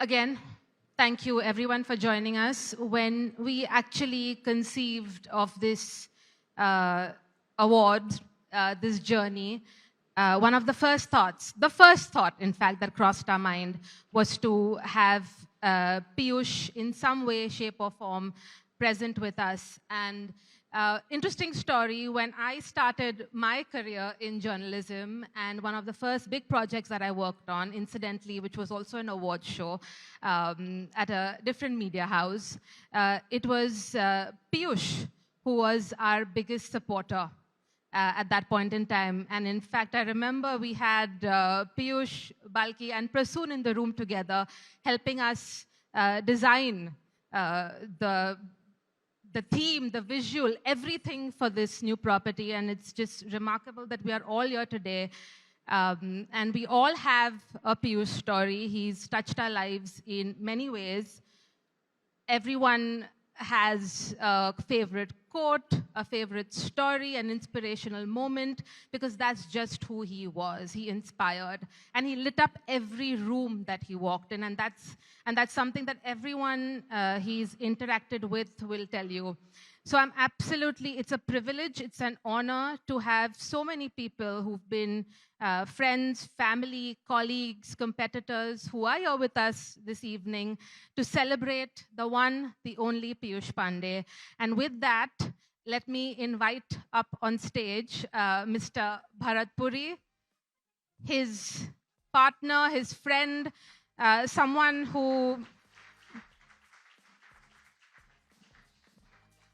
who's had a long journey and long bond with Piyush.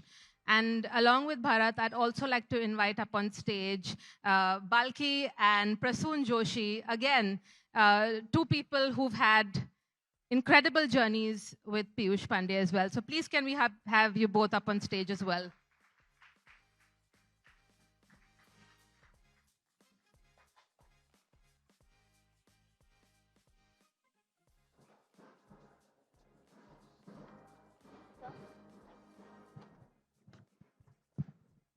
Bharat, I want to start with you first. Can we just maybe move this way a little bit? I don't want to ask you questions about Piyush and what he means to us all and his legacy. I just want you to tell me, what is that one instinct and belief that he held on to that you feel that today generations mustn't lose? Just your thoughts. See, it's fascinating. I mean, it's now almost 5 months since we lost him. And the wound is still raw. I would say, the absolute privilege of working with him for over close to 40 years. We worked across Asian Paints, Cadbury, and Pidilite. The wonderful thing is he did all the good work. We as company fellows kept getting lots of accolades.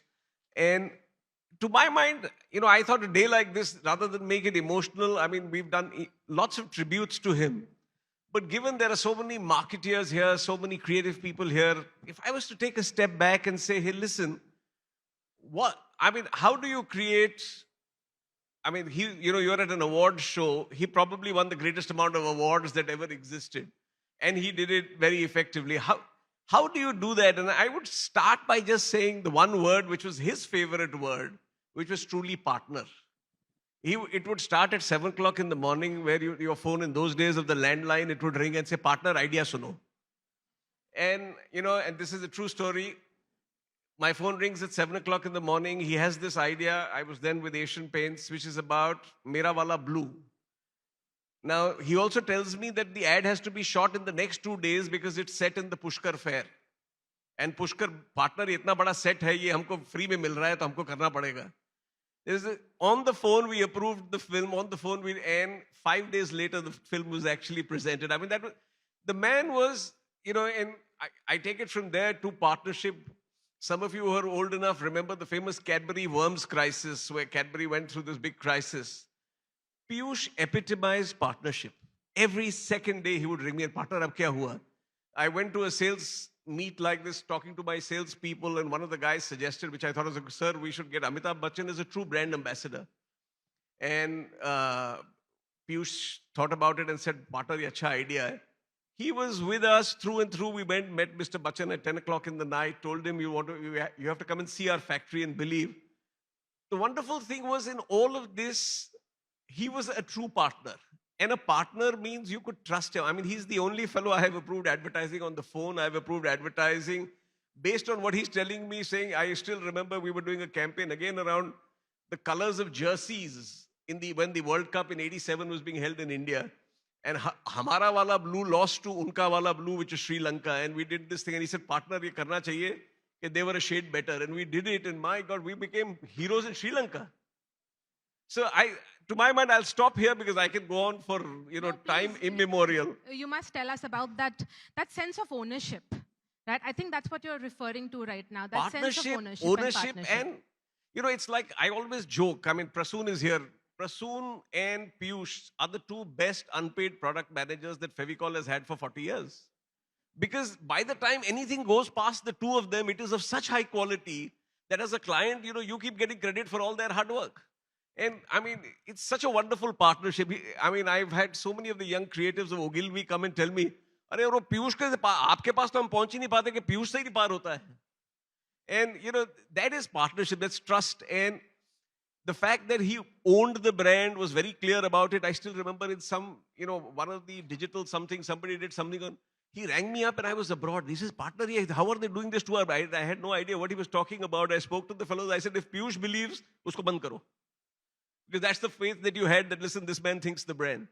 I would say as a partner, and I mean his trademark passion, from the days of, the Mera Wala Blues and Mera Wala Creams, how I met Piyush was in those days, most advertising did not have Joshis and Balkis. It had DeCostas and DeMellos and so on and so forth. And all advertising was in English, and it would then get translated into Hindi. And, India was just opening up, Doordarshan had just happened, and the Asian Paints line was Celebrate with Asian Paints. It got translated as, and Prasoon will balk at this, it got translated as Asian Paints ke saath Jashan Manao. So I called the fellows and said, guys, I want a guy who is grown up speaking Hindi at home. And they said, hey, don't worry, we've got our Hindi copy chief. Usko bhejte hain. The Hindi copy chief was Piyush Pandey. The wonderful thing was, I told him, he says, yaar, ye to koi bewakoof log hai. Before I had reached home, I had a message at home saying, please call me back. Partner crack ho gaya hai. Har khushi mein rang laaye Asian Paints. And that's where it, the wonderful thing was, I then called the agency fellows and said, this will be the new creative on Asia. They said, oh, I said, no, this is the new creative. And it, started a partnership, which unfortunately ended last year, but we worked close to 40 years across continents, across brands. And the wonderful thing was, it was a true partnership. I mean, he listened, you could debate, you could push him back, he would push you back, and because both owned the brand. So I would say, if I have to give one piece of advice, listen guys, partnership does not mean playing client. Partnership means being true partners. As he would say, front foot pe khelo beta, or true partnership is apne dusre partner ko run out mat karana. The cricket analogies, Prasoon, what a legacy, what a body of work. But more importantly, I think his legacy is also the people. His people, peers, like I said, competitors, colleagues, people he mentored. Let me keep the focus on the work, because that is what we are here to celebrate. That's the legacy we're here to celebrate also. Tell me about a piece of work that Piyush worked on, partnered with his teams, with his people, Prasoon, of course, that you think epitomizes his legacy. I know I'm asking you to pick from such an incredible body it's very, of work. very difficult to pick out Piyush's work. I mean, I grew up with Piyush, and I miss him every day. Last week, I did release an ad I wrote on Dettol about mother. And a lot of people called me for that. And I remember I really missed Piyush Pandey's call, because I know what his relationship with mother was. And whenever I wrote about mother, first call I will get was Piyush Pandey. Prasoon is sitting here. First film I wrote in advertising was Nokia on mother. And is his Piyush's insistence that was the radio spot which he gave voice for, finally we made into a film. Then I remember when I wrote Tare Zami Par Tujhe Sab Hai Pata, Piyush was the first one to call. Partner rula diya. It kept on always in his head whenever he heard about some, and his relationship with his mother was genuine. In today's world, when we are, talking about so much of data and stuff, there is one relationship which stays always there, and which, anybody who knew Piyush knows how much it meant for Piyush when his mother was around. How much it meant for him. He cried openly when we talked about moms. And I think that his belief in the relationships, The other day when we were paying tribute to him, I talked about his infectious laughter.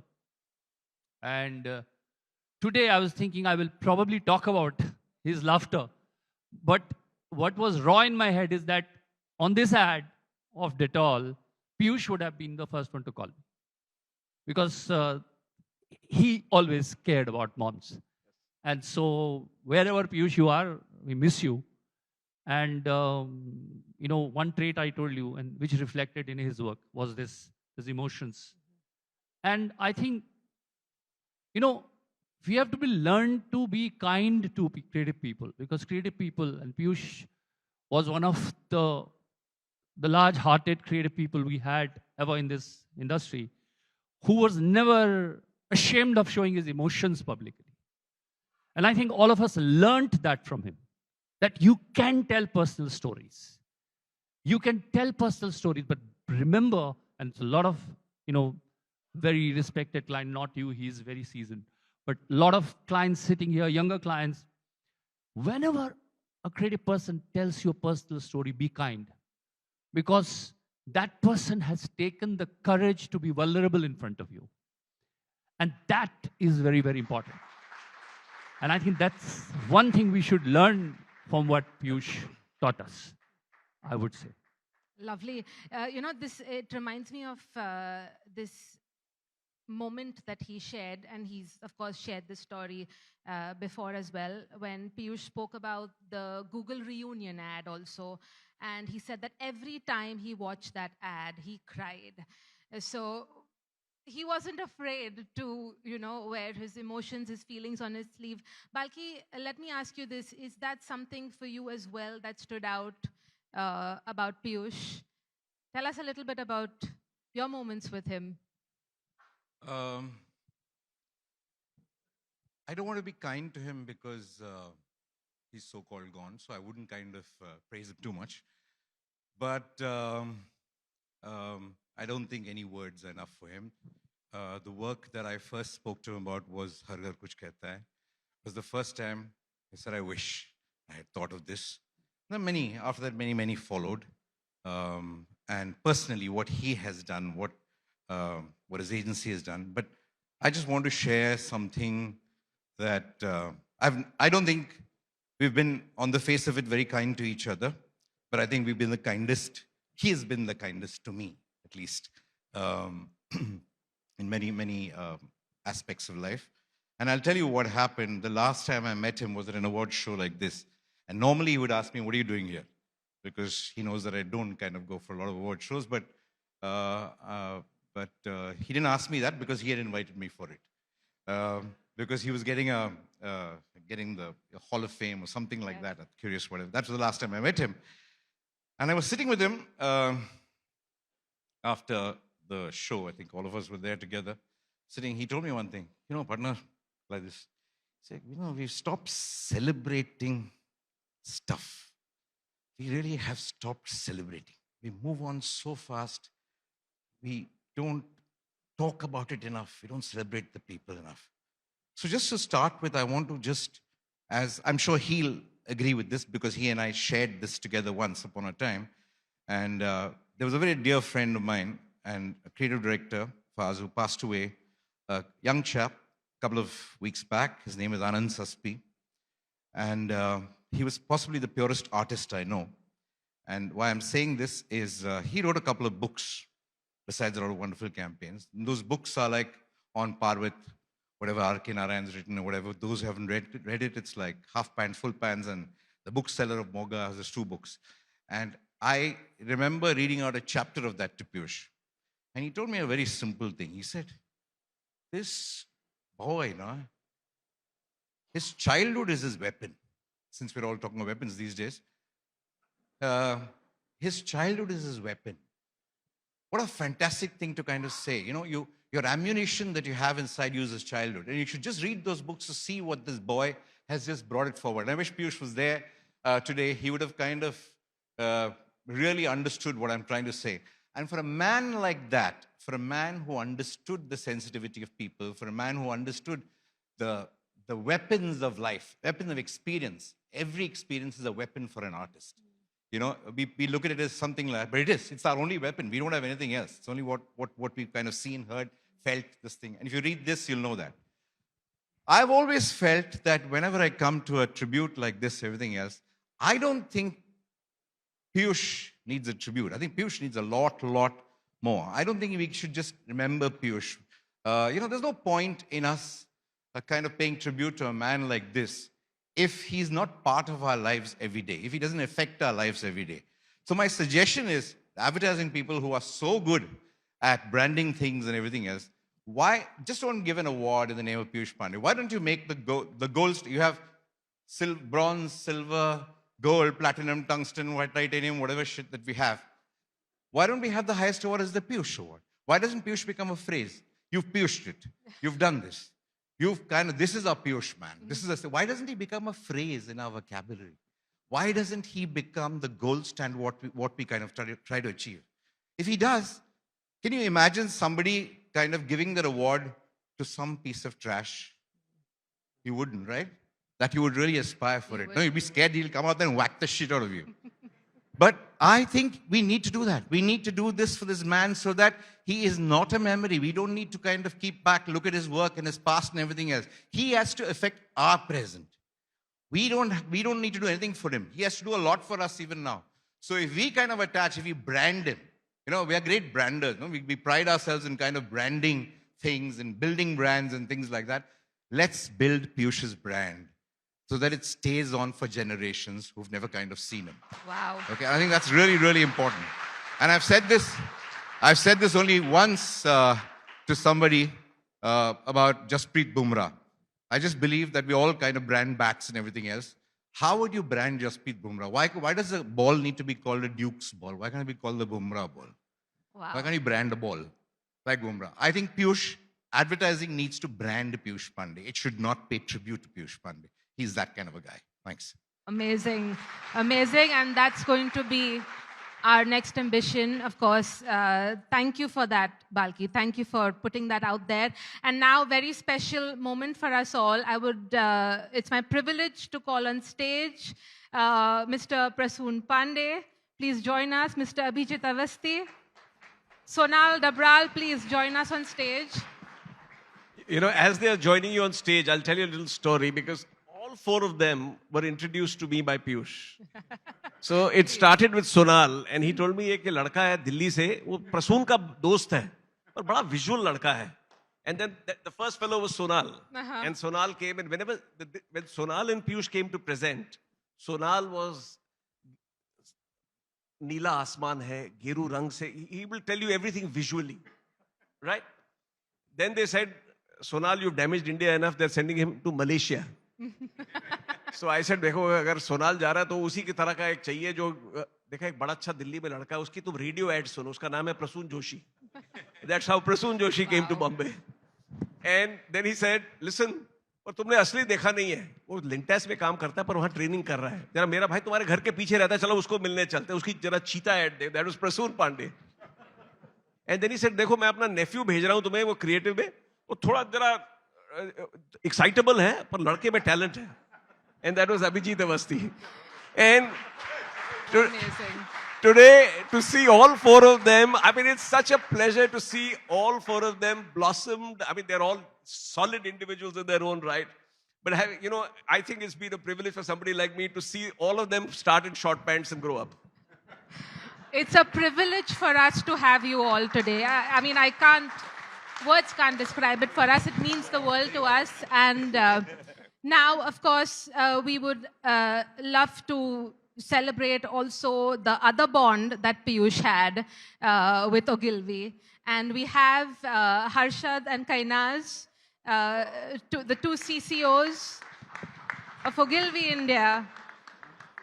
Incredible people, people carrying on Piyush's legacy every day. It's an honor and a privilege to have you all up on stage, and we would love to present. Before we do that, actually, let me just quickly. Come. Can we? Ganas, come in. Yes, come.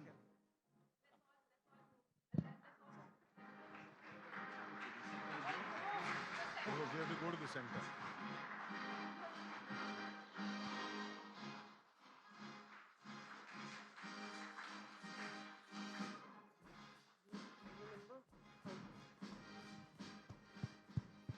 What an incredible story you started us on, Bharat. And let me just quickly get Abhijit, you in first, and then Sonal, and then Prasoon, if you'd like to say a few words as well.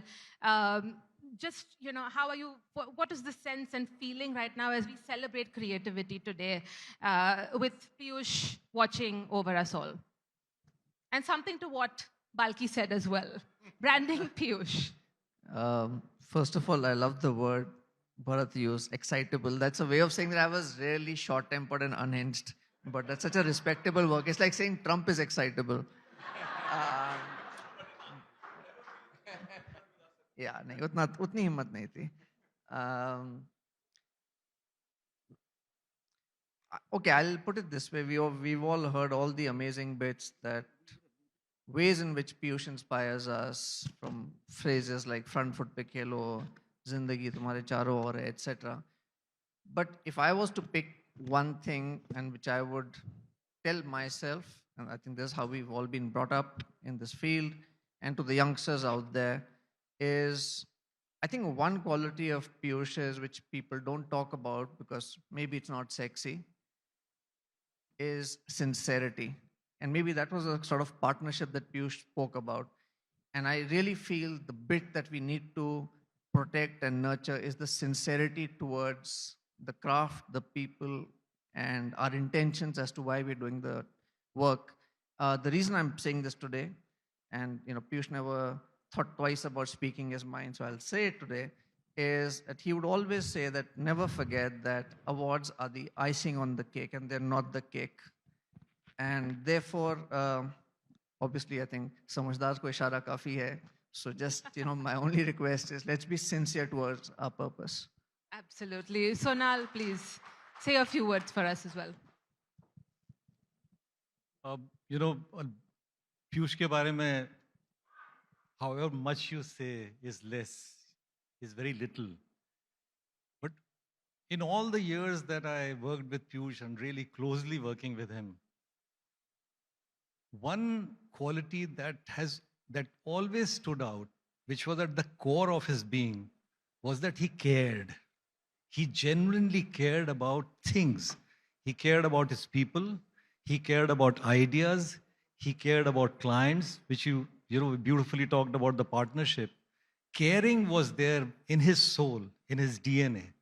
And one quick story that I'll tell you, the very first, work ki to bahut sari stories hain, but this story is the first time that I actually properly interacted with him. We had come to Mumbai to shoot a film, this from Lintaz, Delhi, Prasoon and me. And Piyush instructed him that you and your friend will not stay in a hotel, you'll stay with me in my house. So I said, yaar, 5-star hotel ka to gaya chance, right? Anyway, chalo reh lete hain, So gaye, and in the evening when he came back from office, we were there at his place. And to begin with, there were stories happening, over drinks and laughter, his laughter that I was experiencing for the first time. Anyway, we slept 12:31 at night, after stories, laughter, as I said. In the morning, at 5 o'clock in the morning, Prasoon and me in his guest room, I heard, Udo! So I was like totally taken aback. You wake up in that stupor at 5:30 in the morning, and I looked up, right? I think we were sleeping on the floor or something, yeah? I looked up, and there was Piyush, right? And he had this, with his mustache and all that, this fierce face. Utho tum dono, so rahe ho abhi tak. He was making sure that we don't get late for our first big shoot of our careers, right? Not only that, he had 2 cups of steaming hot tea in his hands, which he had made himself. So he had woken up at 4:35 in the morning, made that tea for his younger brother and for a friend of his younger brother, so that these 2 youngsters don't get late for the first shoot of their lives, first major shoot of their lives. Now that is caring.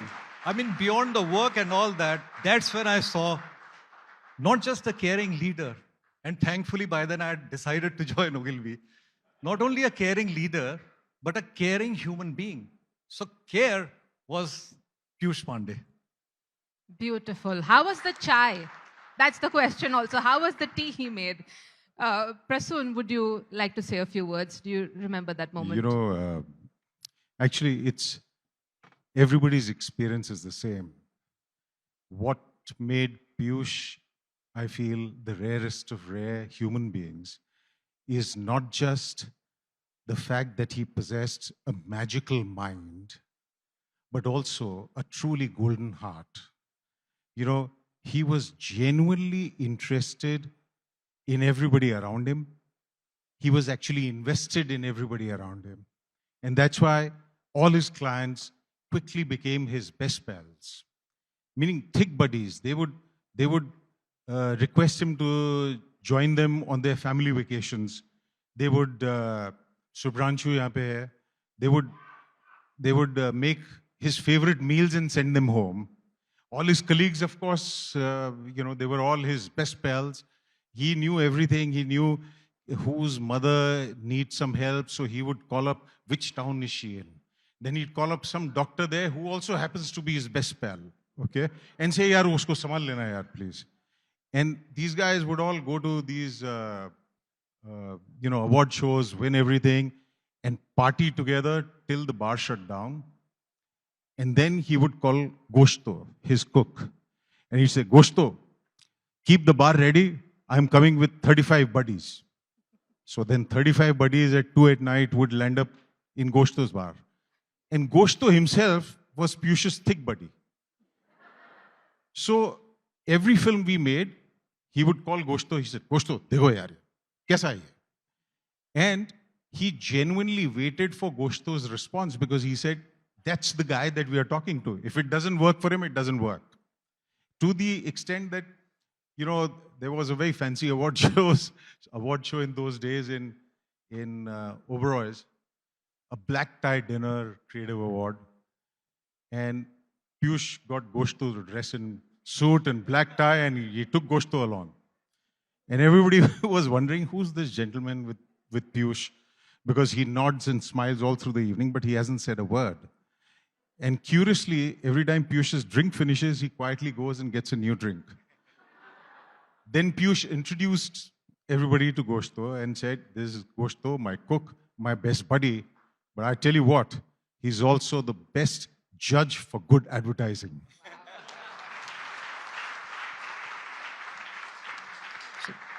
Just to complete that, the Goshto episode is obviously being around Piyush, he also learned so much and he became so much of almost like a part of the industry. There would be times, and Prasoon and I have been in the room, Piyush would show him a film and Goshto would say like this, Bhaiya, ise award milega magar maal nahi bikega. He would say that. What a judge of good work. Thank you so much for sharing that story. And let me just finally come to Harshad and Kaina's leaders, the creative leaders at Ogilvy today, shaping so much of the work we see, enjoy, and love. Few quick words on this moment, and for gracing us at the first ever Storyboard 18 Awards for Creativity. Such a privilege and honor to have you all. Kaina, over to you. Hi, thank you. Thank you very much, Dilshad. And thank you for giving us the opportunity to say a few words. The way you, me, a lot of us here binge watch shows on Netflix or Hotstar or wherever it may be, Piyush binge watched life. He was a binge watcher of life. The observations that Piyush had on life were just amazing. And because of this unique thing that he stuck to from day one of his career to the last day, Piyush could simplify, clarify, and solve anything for you. So, like Bharat started off saying, it's been 5.5 months now. And of course, we haven't talked to Piyush, but that doesn't mean that Piyush is not with us. His presence is felt every day. When we are at any crossroads, all of us, and I'm speaking for everyone in Ogilvy, the one mantra that we live by is WWPD. What would Piyush do? If this question popped up in my head, what would Piyush do? Whatever first answer that comes to your mind is the right answer. We had a global conference in India And everyone, about 75 people attended. Prasun, you came one day. And we all got T-shirts which says WWPD. So across the world, we are now all wearing black T-shirts with WWPD, which says, what would Piyush do? Lovely. Coming to the way things are nowadays, every day there's a new breaking news about our industry, about the world, the uncertainties, AI going to, ramrod us, what is going to happen. And Harshad and I were just talking about all of these uncertainties. And again, we asked ourselves, what would Piyush do? And Harshad very cleverly told me, he said, you know what? Piyush has already left the answer for us. It's in a poem written by Piyush. It's a short poem written by Piyush, which I will request Harshad to narrate for us. And once you listen to that poem, you will not have any more questions, any more uncertainty. Harshad, can you please? Yeah.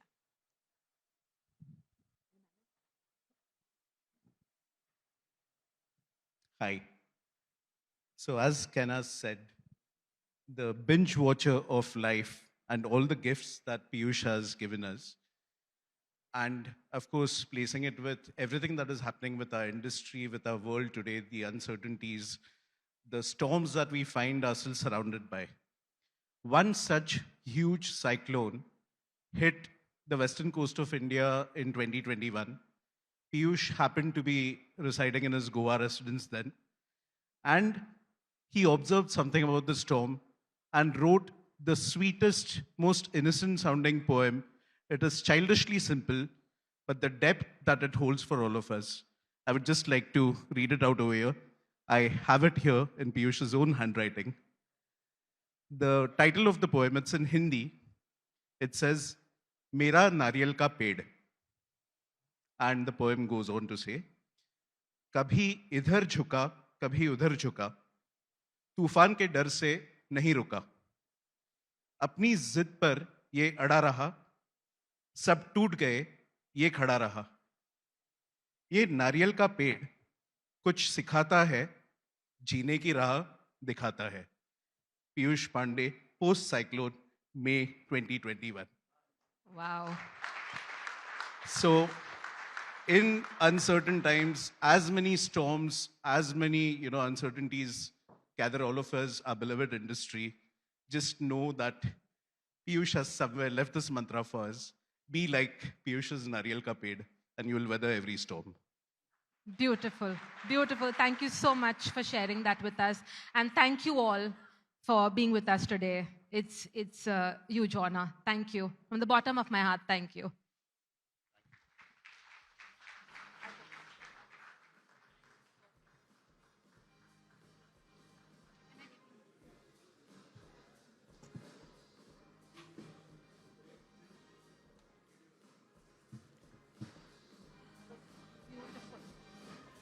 Well, thank you so much, everyone, for celebrating the legacy of Piyush Pandey with us today.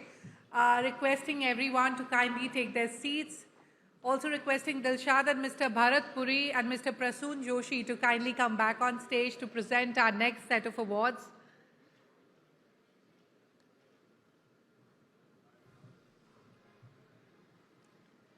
Ladies and gentlemen, we now arrive at the final segment of the Storyboard 18 Awards for Creativity. The Bold Brand of the Year award goes to the brand that had the courage to stand for something and the creative conviction to say it in a way the world couldn't ignore.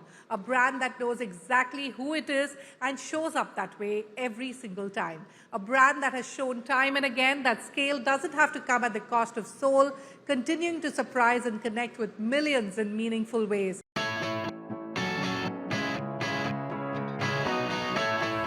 Congratulations to the Flipkart team. A huge round of applause. Request the team to kindly come up on stage.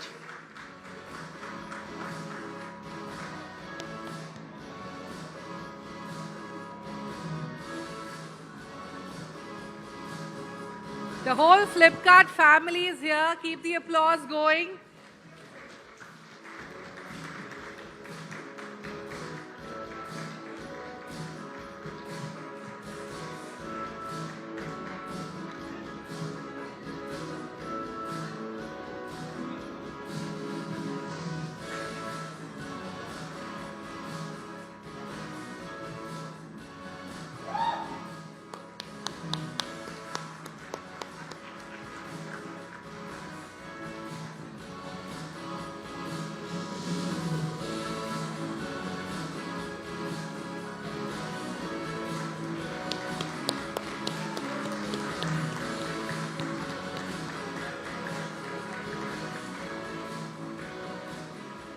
Many congratulations to the entire Flipkart family.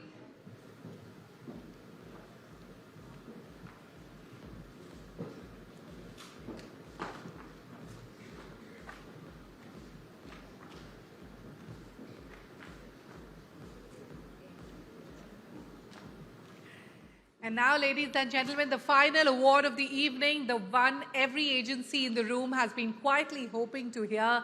The Creative Force of the Year, Agency of the Year, is the team that brought the most consistent, impactful, and genuinely inspired creative thinking to the industry. In a world where everyone is trying to be louder, this is a team that has let the work do the talking, and tonight it's been heard clearly. Congratulations, Team Enormous. Kindly come on stage. Ladies and gentlemen, a louder applause, please.